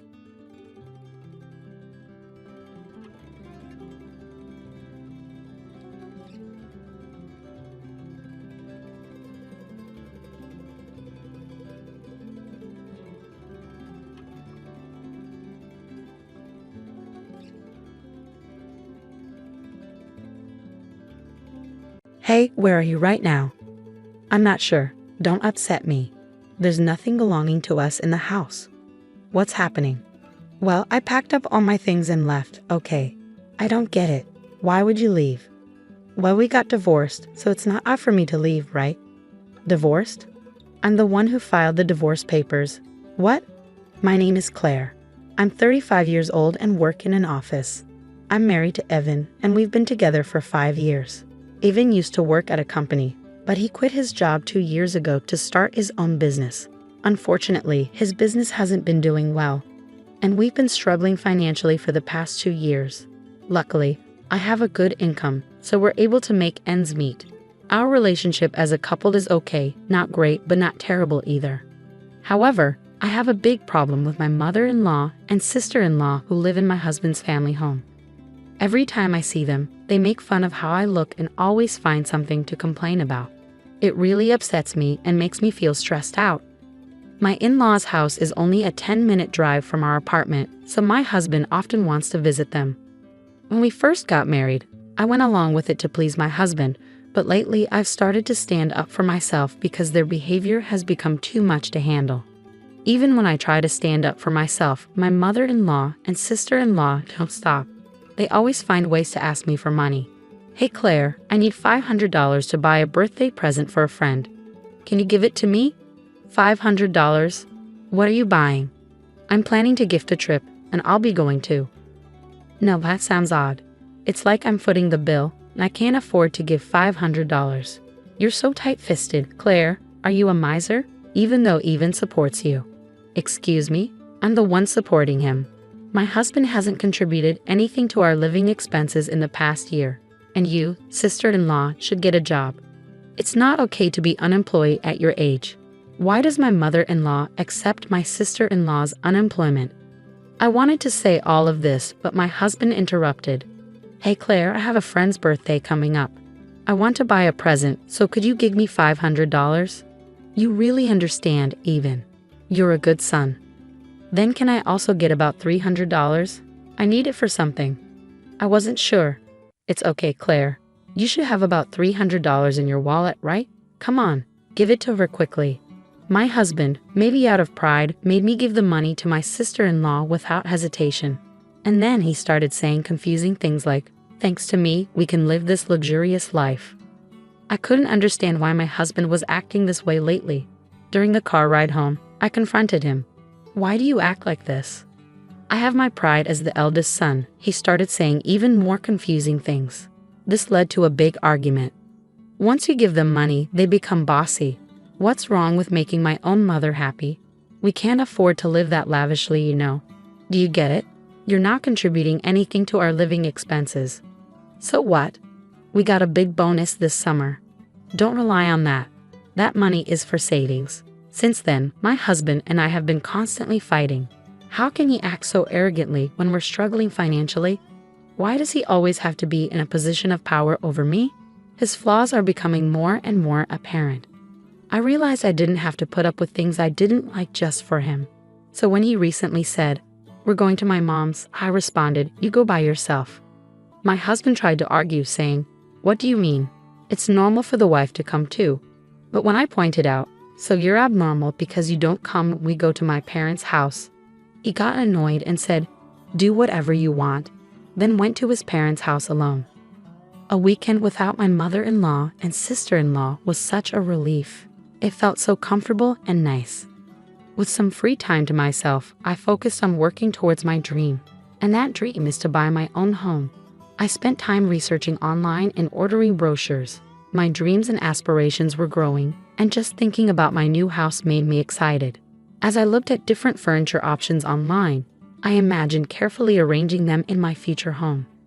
Lost in these thoughts, time passed quickly, and before I knew it, evening had arrived and my husband was back.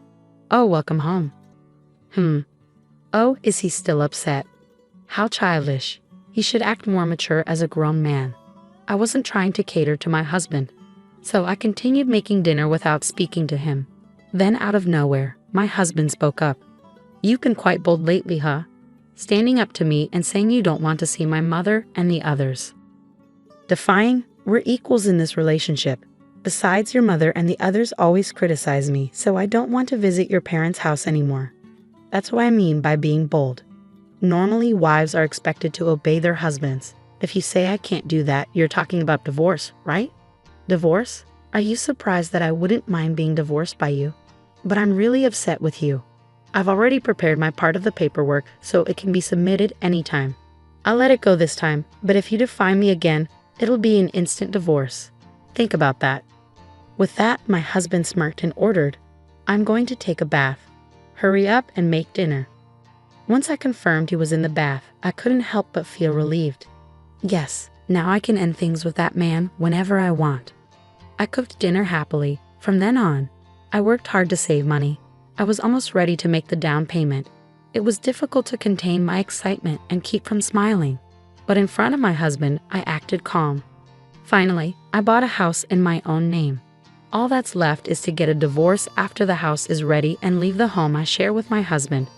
I started packing my belongings little by little without my husband noticing and sent them to my parents' house temporarily. I had told my parents everything, and they understood my situation. Finally, the house was finished. When my husband went to his parents' house as usual on the weekend, I moved all my things to my new home. The new house is very comfortable, and both the inside and outside are just as I imagined. As I enjoyed the pleasant scent of a new home all day, my husband called me that night. "Hey, where are you?" Well, where do you think I am? Don't play games with me. There's nothing left in the house. What's happening? Well, I packed up all my stuff and left. What? I don't understand. Why would you do that? Well, since we're divorced now, it's not unusual for me to move out, is it? Huh? Divorced? I already filed the divorce papers. What? We're not together anymore. Don't try to fool me. I won't accept that. But you were the one who said we could get divorced whenever. As a businessman, you should stand by your words. Anyway, this is the end for us. With that, I hung up the phone. Finally, I was free from my husband. That night, I slept peacefully. Living in my new home was so comfortable, and every morning, I woke up feeling refreshed. Today, I decided to invite my parents over to my new home for the first time. As I was cooking alone in the kitchen, my parents arrived with a bottle of celebratory sake. They were both surprised and impressed by my new home. And then the three of us raised our glasses for a toast. Even though it was a bit early, we started celebrating. Suddenly, the doorbell rang. Huh? Who could it be at this hour? When I checked the intercom, I saw my ex-husband, ex-mother-in-law, and ex-sister-in-law standing there. Why are you here? From now on, my parents and I will be living here. My father is in the hospital right now, but when he's discharged, he'll also be living here. Please leave immediately. No way, that's absurd. Why should I do that? Please leave my property right now. Then my ex-mother-in-law stepped forward. You cheeky girl, listen. What's yours is mine. If you understand, open the door. What are you talking about? I'm single now. Huh? Didn't your son tell you? We've already filed for divorce. We're strangers now. Upon hearing this, my ex-mother-in-law and ex-sister-in-law looked at my ex-husband. He seemed to be explaining something to them, although I couldn't see clearly on the intercom screen. He was probably saying something like, I don't accept this. I told them, anyway, you can't enter this house. Please leave, and hung up the intercom. As my ex-husband continued shouting at the front door, demanding to talk, I was at a loss for what to do to make him leave. Then, to my surprise, a police car pulled up in front of my house, and they took my ex-husband into custody. From inside, I could hear my ex-husband protesting and struggling as the police pinned him to the ground. It hurts. Why is this happening to me? Meanwhile, my ex-mother-in-law and ex-sister-in-law stood there in shock upon learning that their son was divorced. They weren't arrested, but they were escorted away in the police car.